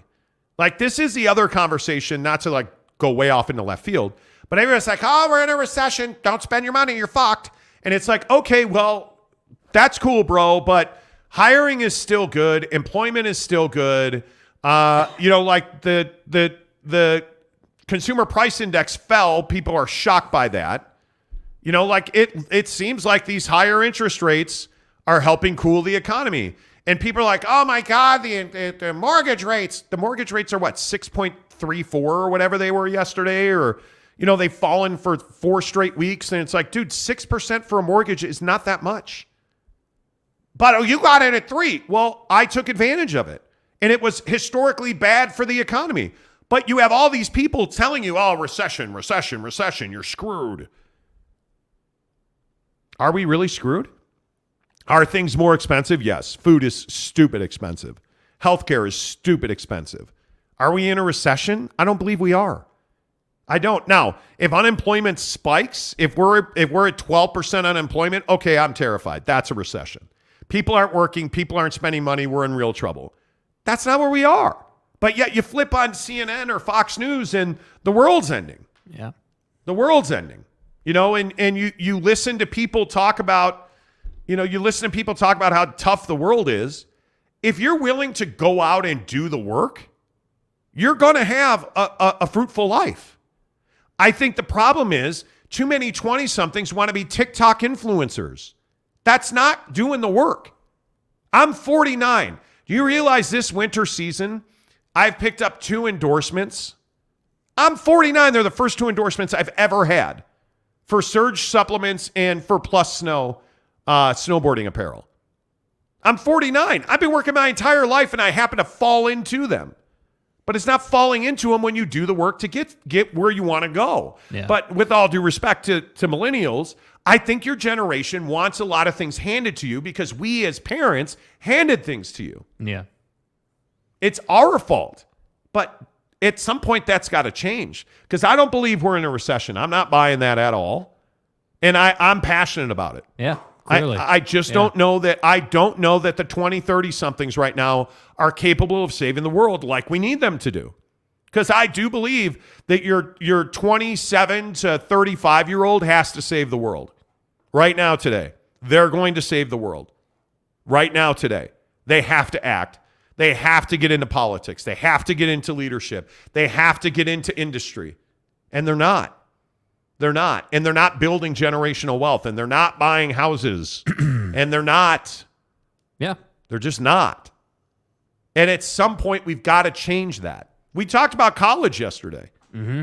Like, we've got to stop. One of the things I thought was so fascinating was the reaction to our conversation about college degrees and education. Yeah. And how much people need it. And do you need them? And I'm just telling you now, man. We've got to stop this ideal of college or you're an idiot. Yeah. Because I think it's holding back people that should be out leading the world. But I also think, that ideal is getting around and it potentially, in a lot of cases, is setting people back because they're not willing to do the work. Yeah. Yeah. It's just scary to me. Like, I don't know where the next explosion of leadership comes from. Where do we get the next Mitch McConnell, the next Nancy Pelosi, the next Ronald Reagan, Donald Trump, like the courage that all of those people had. And yeah, I didn't vote for Donald Trump, but you can't ignore the fact that the guy had a lot of balls to go and do what he did. Yeah. You don't have to like him, but you got to respect the fact that he had the courage to go do what he did. Who's got the courage to go do what needs to be done? I don't know. And I think, and I fully admit, my generation failed our children. I mean, I'm a big believer in that. My generation of parenting, I made your life way too easy. Mm-hmm. And I freely admit that. I gave you too much. I did too much for you. Like, you did not start failing until you were in your 20s already, and that's a problem. That's a huge problem. You have to. Yeah. Yeah, I could keep going. I could keep going, but I won't. Luis Capazzo says the next Reagan, yes. The other two, no. Could be. Connor Johnson says this generation might be accepting the AI future and we don't see how it will shape the future. Well, I mean, there's absolutely that. There's absolutely that. Yeah. Tyler P says by 2030, they say we'll own nothing and be happy about it. That's interesting. Tyler also says Trump had balls. He just had no filter when he speaks. And it killed him. It absolutely killed him. This whole, I wonder on Donald Trumponomics, is he done? Is it over for Donald Trump? And I think this is a really interesting moment in time. Yeah. Is this, hey, we should have overthrown the Constitution to keep me in office thing? Was that the final nail for Donald Trump? I don't know. I guess we'll see. The guy's running for president. I guess we'll see. Yeah. I mean, is there, I don't know. And I know some pretty ardent Trump supporters. I don't know how many people would vote for Donald Trump if he were running for president. The election was today. How many people would vote for Donald Trump? Yeah, I don't know, man. Clearly enough. You think so? Yeah, enough to keep him around. Yeah, we'll see. I don't know. Let's see. UC Regent Gumby says algorithms are a looming issue as well. Algorithms make the globe spin, dude. Whether you want it to or not. It is. There's no doubt about that. Tyler P says, I think DeSantis is the future of that party. If Ron DeSantis is the future of the Republican Party, I will probably vote independent. Because I can't see. We at some point have to get back to giving a damn about the person next to us. We have to care about our neighbors at some point.